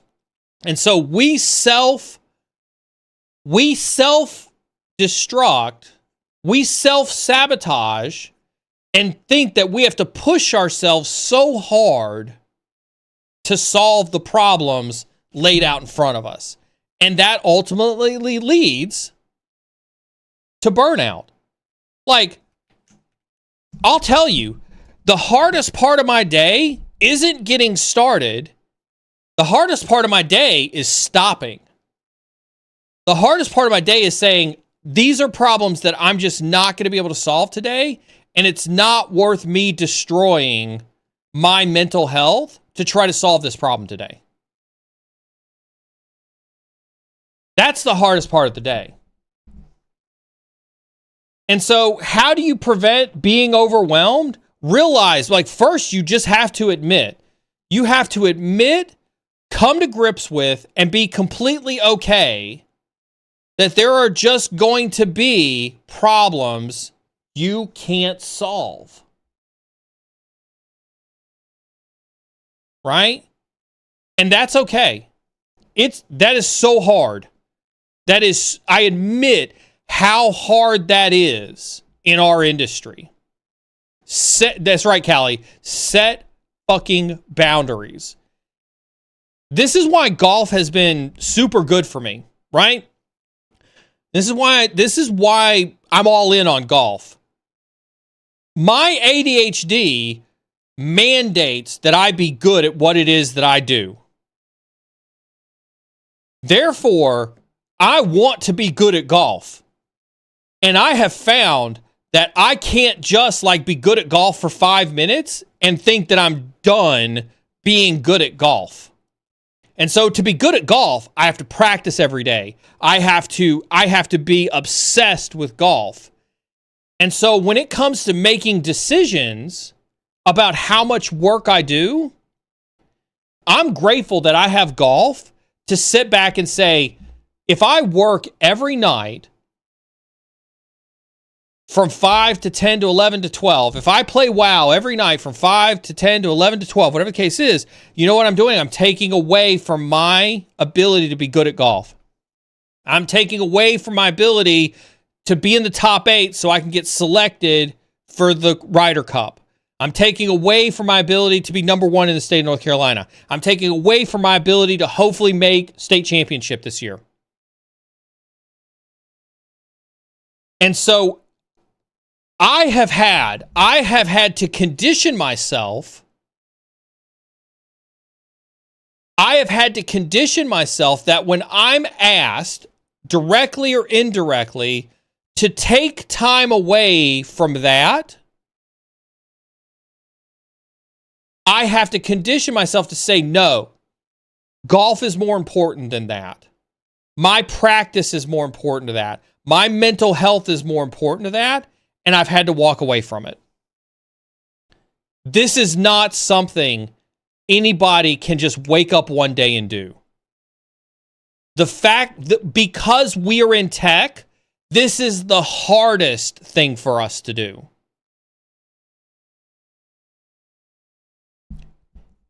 If you don't master this, let me say this unequivocally clear. And I'm looking at you. I'm not looking at chat. I'm not looking at my screens. I'm not looking at the mod panel. I'm not looking at the questions. I'm looking at you. This will be the hardest thing that you do in your career. Unequivocally. This will be the hardest thing that you do in your career. There is nothing more important than mastering this skill right here. You have to set boundaries. You have to make time for yourself. You have to make time for your mental health. If you don't, you will get burnt out and you will quit. We've been streaming Cyber Insecurity for 5 years. We've got a vibrant community. I love every single one of you. But I can unequivocally tell you that we've had people come and go from this community. And we've had people come and go for a lot of different reasons. But I can tell you that one of the reasons we've had people come and go from this community hasn't been because of my cussing, hasn't been because of my soapboxes, haven't been because of my rants, haven't been because I don't do Flipper Zero content. It has been because they've realized that they can't separate themselves mentally to protect their mental health. They get burnt out and they quit. Right?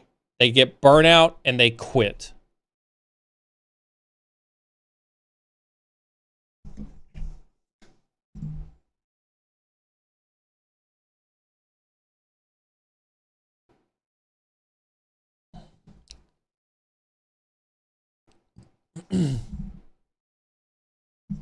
Right? Please, you can't, you want to prevent being overwhelmed? Set boundaries, turn off the screen, walk away from it. Thank Nitronic Deer. I love you, Durst. You're amazing. I always love seeing your content. I love seeing you in chat. You're awesome. Right? My Greek buddy from the beginning, I didn't know much about you, and I was asking you to mentor again and again. That's right. You were in my fucking LinkedIn DMs asking me to mentor every fucking day. The fact that you used to say no and keep repeating to me the hands-on made me better. Occasionally I know what I'm talking about. Okay. Right? This is absolutely a fair mentality here, right? I'm afraid if I stop caring too much, I'll be doing quiet quitting. Dude, I feel you. Dude, I feel you. I feel you very much on this. That's the mentality we have to get over. Right? This is the mentality that we have to get over as a community.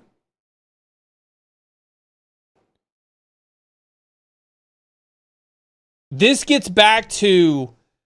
very much gets back to when I thought that I was behind on AI, right? And then you look around and you realize how much ahead of everybody else you are. You have to realize that what you're actually doing is I don't want to say it's called caring too much, but it's an unhealthy relationship with your responsibilities. Right? Part of that boundary that you set for yourself is that I care enough to stop. There is such a thing as the actual act of protecting your mental health is an act of caring about your job. It's an act of caring about security. It's an act of caring about your responsibilities. If you didn't care, you would burn yourself out. And how effective do you think you're going to be at your job if you burn yourself out? Do you think that burning yourself out is the same as operating at 110%? Seriously. Caring about your job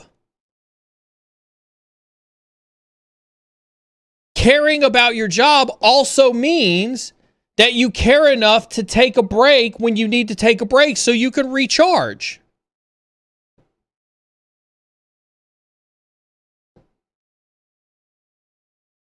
This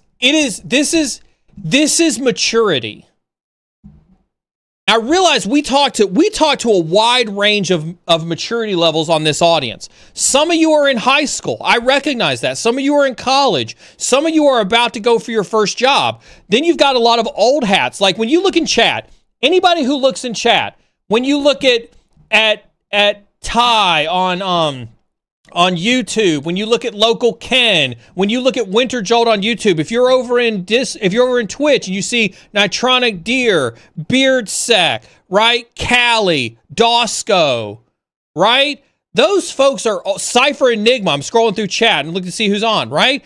Hyperwork. All right, good to see you, Hyperwork. I didn't see you come in, right? These are old hats in the industry. Right? So we talk to a varying maturity levels of folks in this community, which is why I think you need to get in Discord and commune with your fellow cybersecurity folks. Part of being mature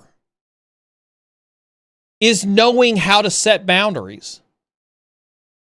And let me just say, it's not an age thing.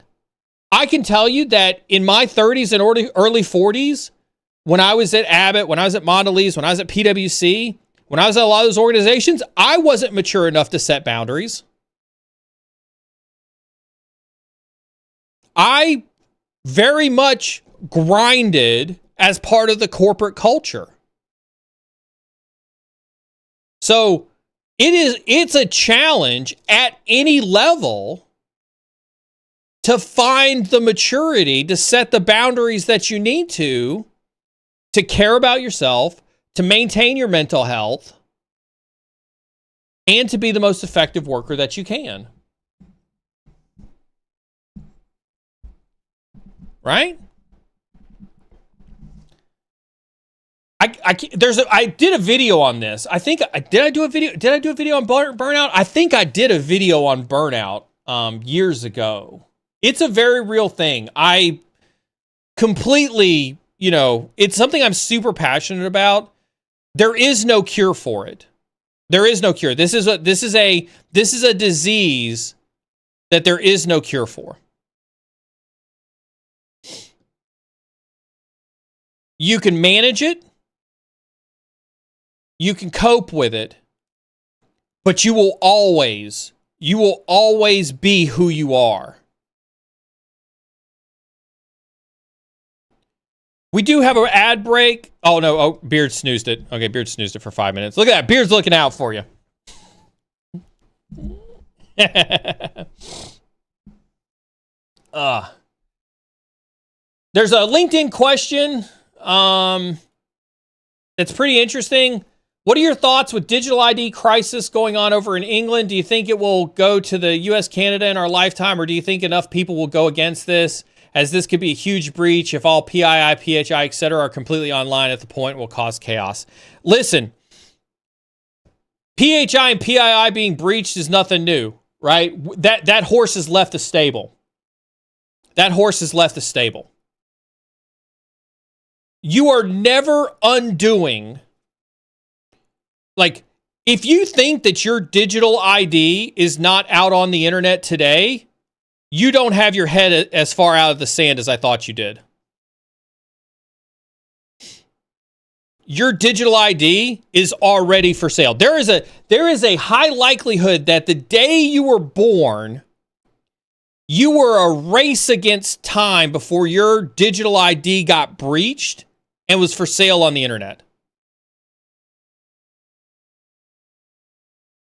Right?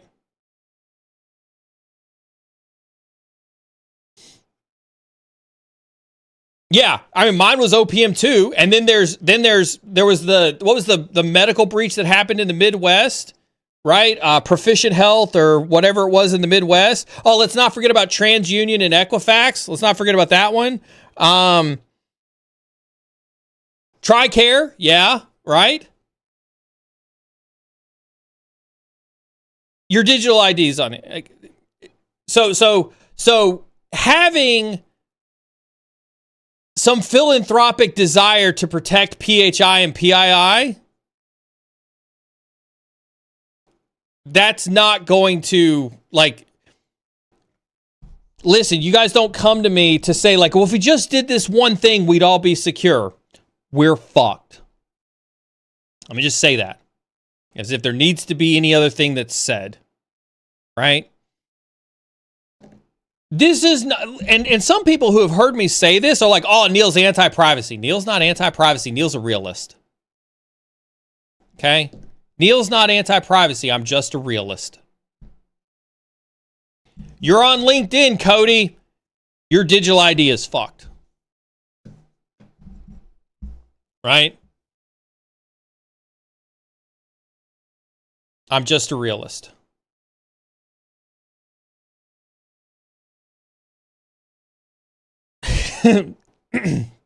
Yeah. You're on social media. Your digital ID is fucked. Right?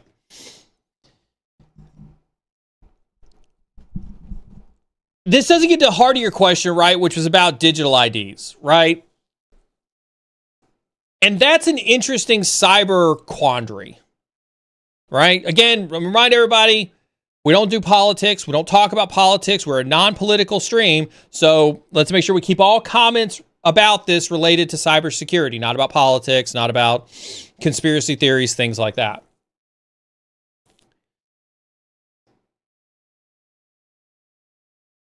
I have a belief that digital IDs are a natural evolution. They're a natural evolution. Just like digital currency is a natural evolution. You know, we went through the bubble about cryptocurrency. But you can see that there are, like, oh, God, I wish I'd saved this video. I saw a video yesterday. IBM just tokenized something. See if somebody can find a search for it last 7 days. IBM just did the first ever tokenization of something that was actually pretty substantial. I wish I'd saved this video. We see adoption of stable coins left and right, despite crypto bros, despite crypto scams, despite pump and dump schemes. We definitely see tokenization, digitization of money and assets happening. Digital IDs are an inevitability.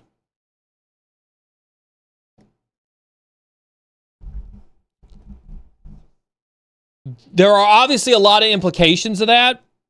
A lot of implications of what that could be. There's lots of thoughts about, you know, headed towards a social credit system like China has. I'm not here to debate that. I think that that's where, you know, your civics classes can help you understand how best to navigate that. I think that we will have just as much challenge. I think we'll have just as much challenge protecting digital identities as we've had protecting anything else. Potentially more so, yeah, with just as much success. I think even more so if the technology around protecting those digital identities is governed and maintained by a government body. And that's not a slam on governments as much as it is a slam on the fact that it has been traditionally proven that, especially in municipalities, there is neither the funding nor the desire to protect things from a cybersecurity perspective at those levels. And if we authorize a third party to protect digital IDs, then we are at the mercy of every other third party that wants to protect our digital information, like the TransUnions, like the Equifaxes that have been so notoriously awesome at their cybersecurity in the past.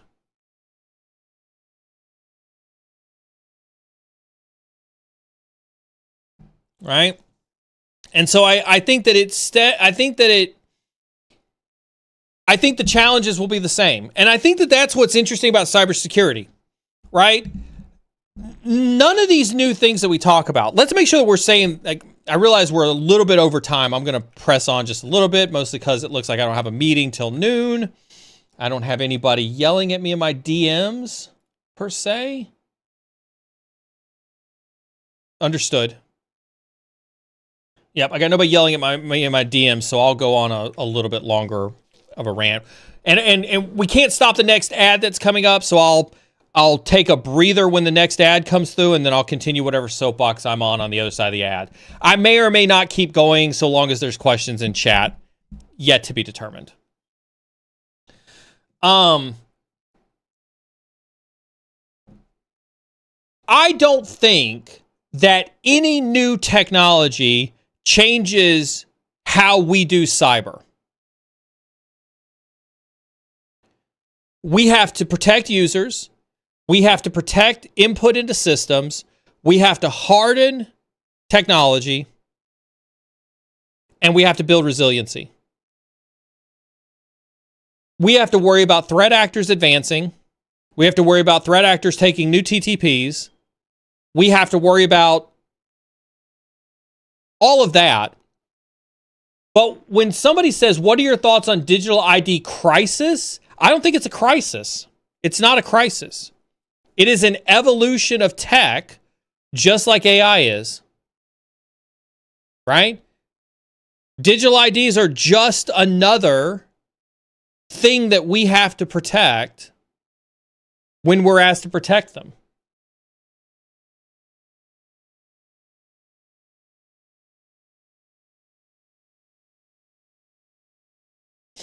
And so I'm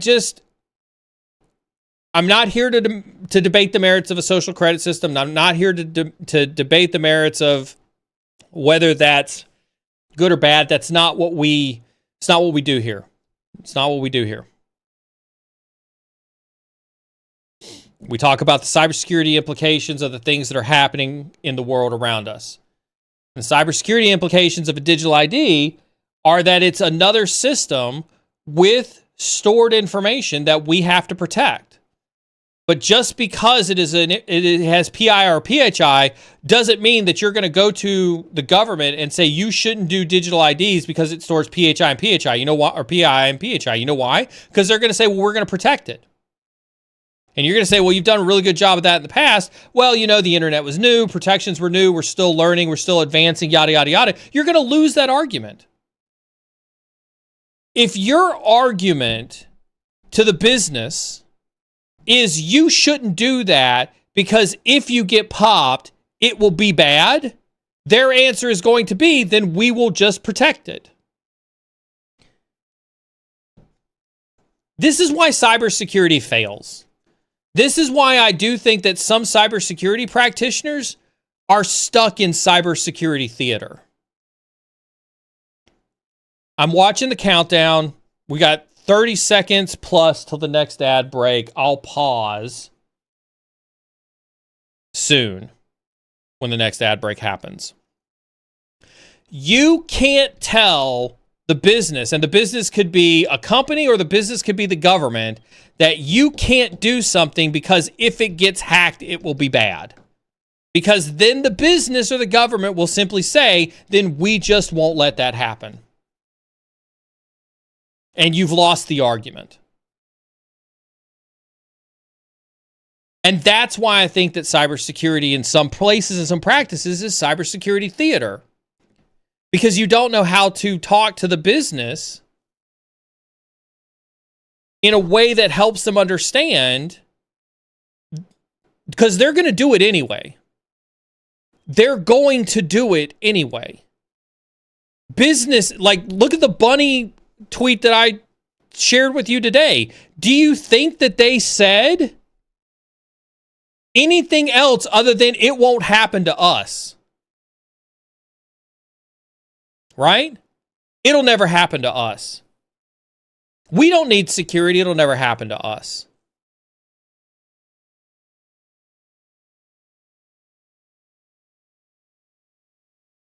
What do I mean by cybersecurity theater?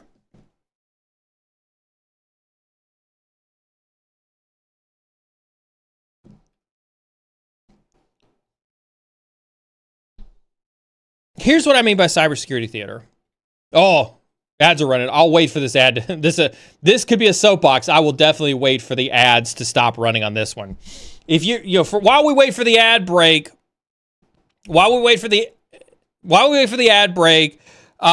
let me just remind everybody, Monday mornings, 9 a.m. Eastern Standard Time. We've moved to weekly threat briefs. Every Monday you can come sit with Jason and I. We'll talk about the threat briefs that have happened, what to look out for that week, and kind of talk about cybersecurity threats as a whole. Wednesdays, you've got Daily Cyber with Brandon. Make sure you come in. Again, just tune in for another perspective, another alternative view on the things that are happening in cybersecurity. Brandon's done a really good job of getting some awesome guests in lately, so you can go see some awesome guest interviews with Brandon. Obviously, Tea with the Hackers. When we get done with today's episode, I ask everybody to stick around as we do co-working streams. If you're not familiar with co-working is an ADHD tactic where we try to finish out the day.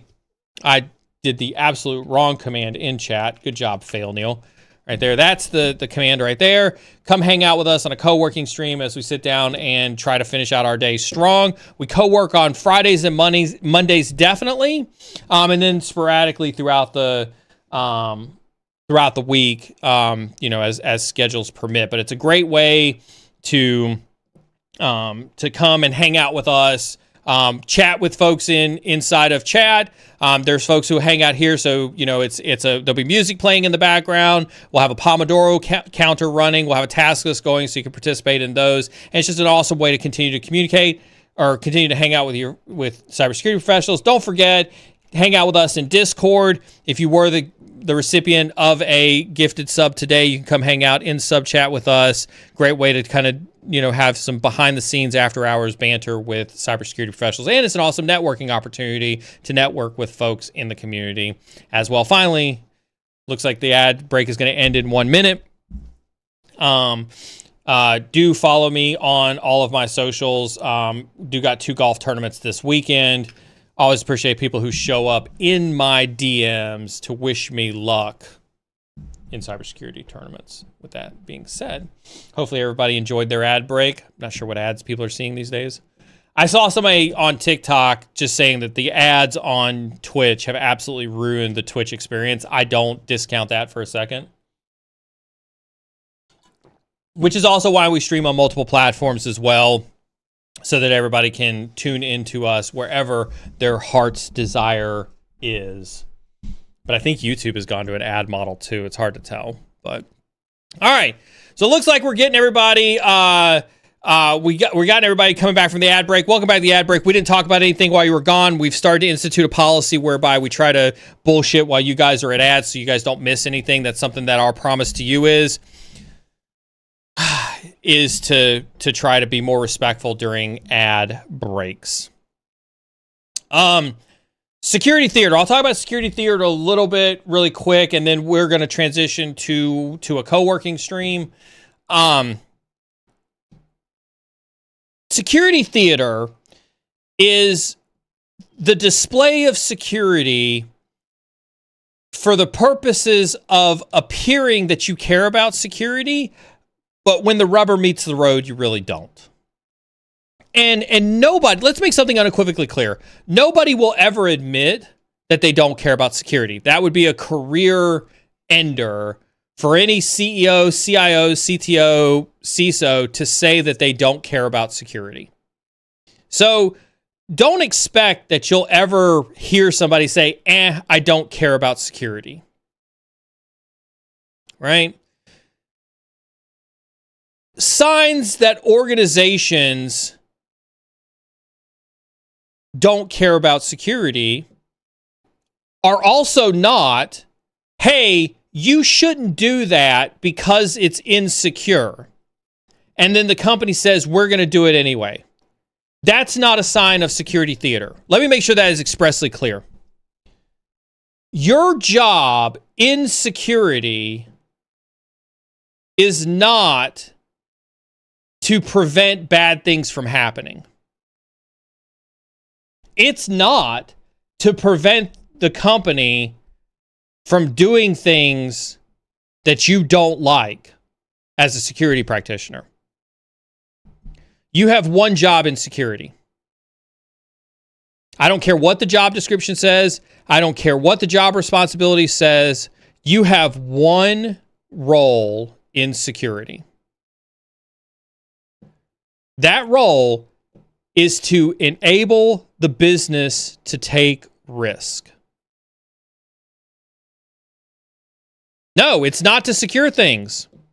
It is to enable the business to take risk. That's your overarching goal. That's your 35,000-foot driver. It is to enable the business to take risk. Now, you may secure things to enable the business to take risk, but at the end of the day, it's to enable it. Bobby Ford, who's going to be on the stream in a couple weeks, I think we've got a meeting today to solidify the schedule. Bobby Ford, who I worked with at Abbott, he's the one who taught me this, and it was I kind of caught it side eyes when he told me this concept for the first time, but then it's grown on me over the years. He would give an analogy. We were in Chicago, so he would give an analogy that says, like, if we were an executive protection detail, right, bodyguards, and Bobby says, I want to go to the south side of Chicago, we don't tell him you can't go to the south side of Chicago. Like, that's not what security is about. Like, he doesn't pay security to tell him he can't go to the south side of Chicago. He pays security to go to the south side of Chicago. Right? The business doesn't hire a CISO to tell him that they can't do business in China. Do you think that CISO is going to have a job if they tell the CEO, no, you can't expand your business into China. You can't make more money by going into China. That CISO wouldn't have a job for very long. So whether you like it or not, if you think your job in security is to tell the business no, you don't understand your role in security. Your role in security is to enable the business to take risk. And so when the business comes to you and says, I want to open up an e-commerce site on the web,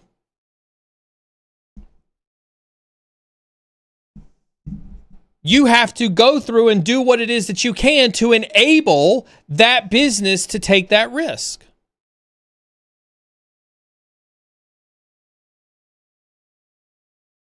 And you may not like it. The business is not always going to agree with you on your risk tolerance, right?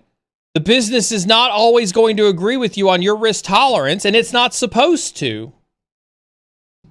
It's not supposed to. And that's okay. No, this is... Where's that one at? Oh, it's on page 2. Right? This happens, right? That's what the CEO gets paid to do. The CEO gets paid to make business decisions. You get paid to make risk decisions and inform the business of that risk. You don't get paid to make business decisions. You get paid to inform the business of its risk and monitor, maintain, and control that risk as much as possible. But if the business decides it wants to take a risk and that risk ends up being bad for the business, the chief executive officer is the one that owns that business decision. Again, I go back to one of the reasons I like working for a startup. I talk to Matt damn near daily. And whenever there is a security conversation, Matt and I have very real risk decisions very directly, where he makes decisions based partly on my risk input. And at the end of the day, he owns that risk decision. That's like, I don't think some of you understand that this is what I mean by security theater. You think that if you tell a business, don't do XYZ,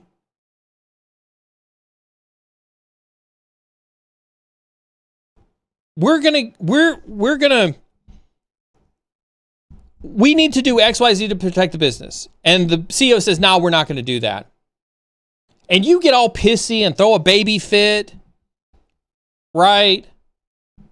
And be like, man, I told you to do this and you chose not to do that. I'm going to pout and just not do my security job. Or I'll be like, fine, whatever. You don't care about security. I don't care about security either. Trust me when I say that I've seen CISOs that have had that mentality. They think that it's their way or the highway when it comes to security. A lot of you as analysts are like that. A lot of you as analysts think that, like, if you go to the CEO and say there is a 0 day out in the world wrecking havoc, and the CEO's like, okay, go do your thing, and they're not like as animated as you are, you think that that's a problem. When in fact, you're the problem. I'm not saying don't care about your jobs. This isn't here to say don't care about your jobs. This is to say care about the right things about your job. And the right thing about your job is to care about how you're helping the business take the risk that they need to in the way that helps them do it the safest way possible.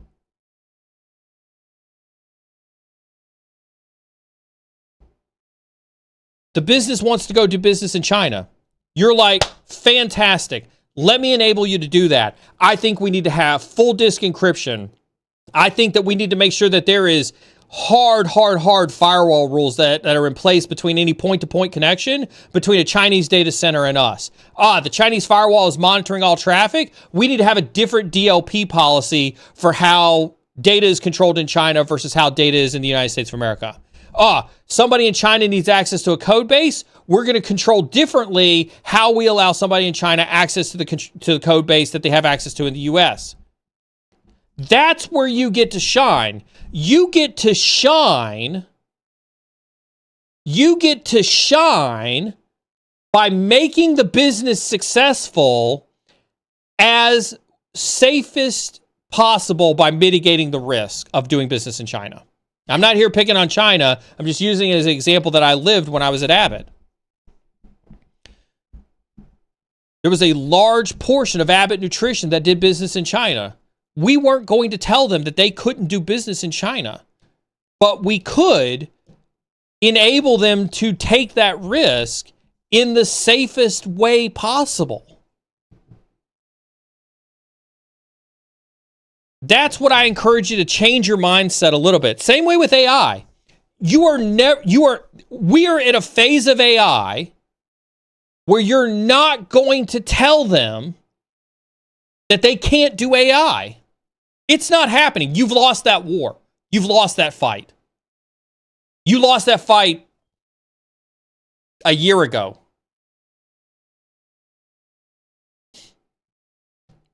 What are you going to do? You going to throw up your hands and be like, fuck AI, you want to do AI? Fine. I'm not responsible for your data leakage. Congratulations. You're not right for this job. You're not right for this job. The business wants to adopt AI. Congratulations. You've got to enable them to take that risk. Go learn about guardrails. Go learn about prompt firewalling.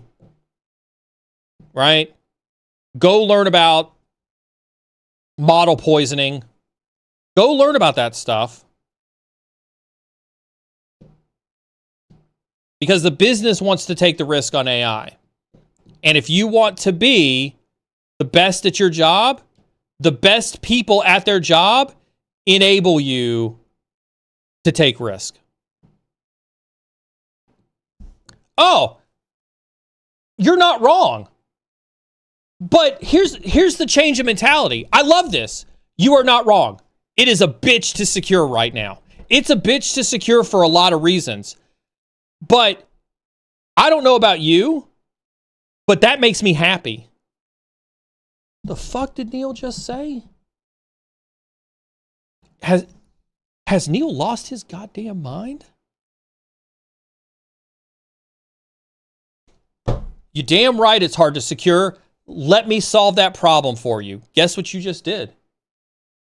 You just created job security. You just got yourself paid. Do you know what happens when you change your mindset? When you see this question, and you're like, see, he's right. Fuck AI. AI is hard to secure. We shouldn't be adopting it in enterprises. That's a negative mindset. Your positive mindset needs to be, you goddamn right, it's hard to secure. Let me help you solve that problem. Guess what you've just become? You have just become the indisposable expert. You have just become the indisposable expert. Job security for years at this point. Change your mindset. If you change your mindset, you will be insanely successful in this industry. If you change your mindset to be enabling the business to take risk, and that, yes, AI is super hard, which is exactly why they need you to solve it, the monetary options for you in this industry are through the fucking roof. I guarantee you that. I guarantee you that.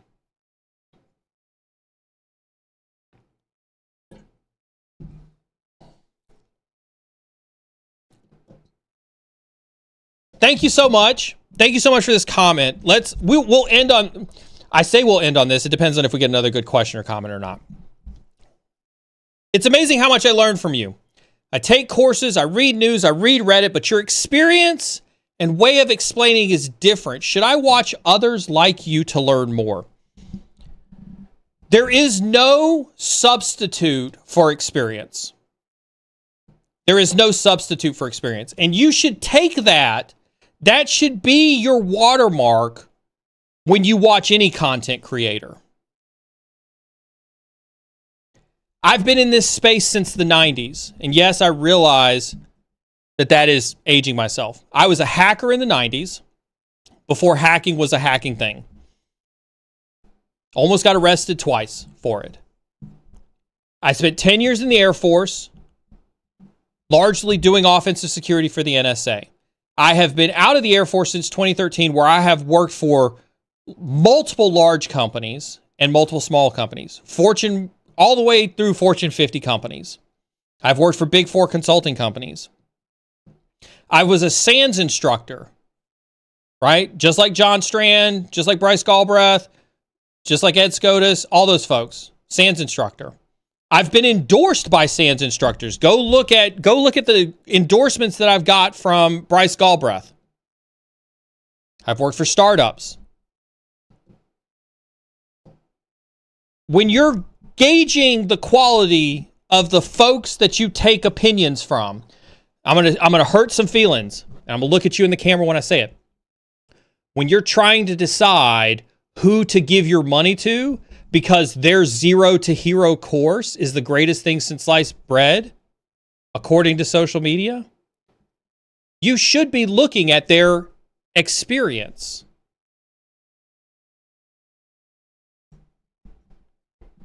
You should be looking at their experience. And if their experience makes you wonder if the content they have is valuable, you should question whether you should be taking the advice from them. And I'm not saying that everybody who has experience has the best advice, but this is a conversation you should be having with yourself when you look at content. Is it fun to do Flipper Zero videos? Ooh, yeah. Congratulations, you're monkeys at a circus. But those people don't have the experience of watching a real industry change for 30 years to be able to help you see how the industry is changing moving forward. You should be paying attention to experience, because there are some people out there that are trying to tell you how to be experts who haven't spent a day as an expert in their life.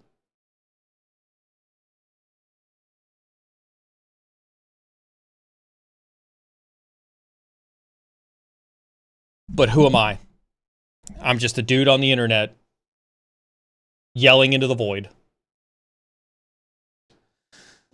With that being said, I appreciate everybody across LinkedIn, X, YouTube, and Twitch who tune in to me yelling in the void multiple times a week, every fucking week. If my cussing is too abrasive for you, I am who I am. I will not apologize for it. So abrasive. We're going to transition to a co-working stream. If you've never participated in a co-working stream before, I do encourage you to hang out. You'll be surprised how much more productive you are throughout the day. It's a great way to continue to network with everybody inside of chat.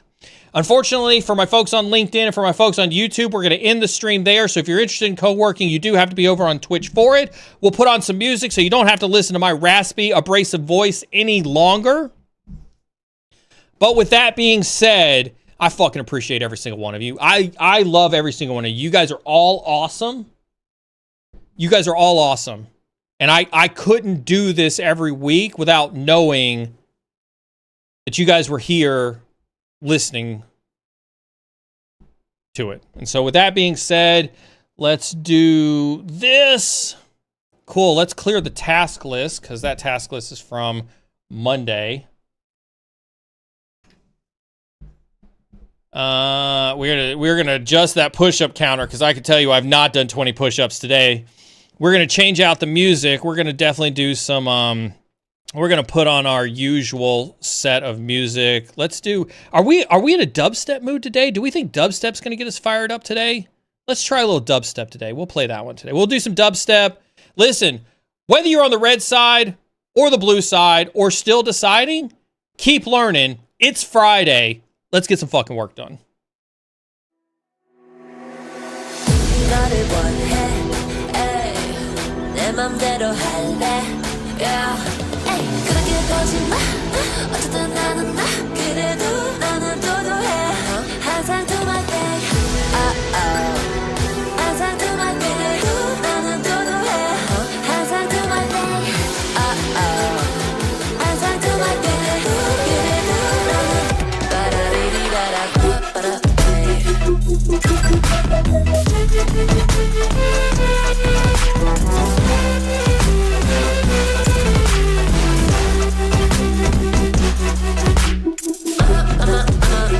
I'm a savage. I'm a savage. Ba-da-dee-dee-da-da. I'm a savage. Ba-da-dee-dee-da-da. Ba-da-dee-dee-da-da. Ba-da-dee-dee-da-da. Ba-da-dee-dee-da-da. Ba-da-ba-da, babe. 너를 원해. 내 맘대로 할래. Yeah. 그렇게 보지 마. 어쨌든 나는 나.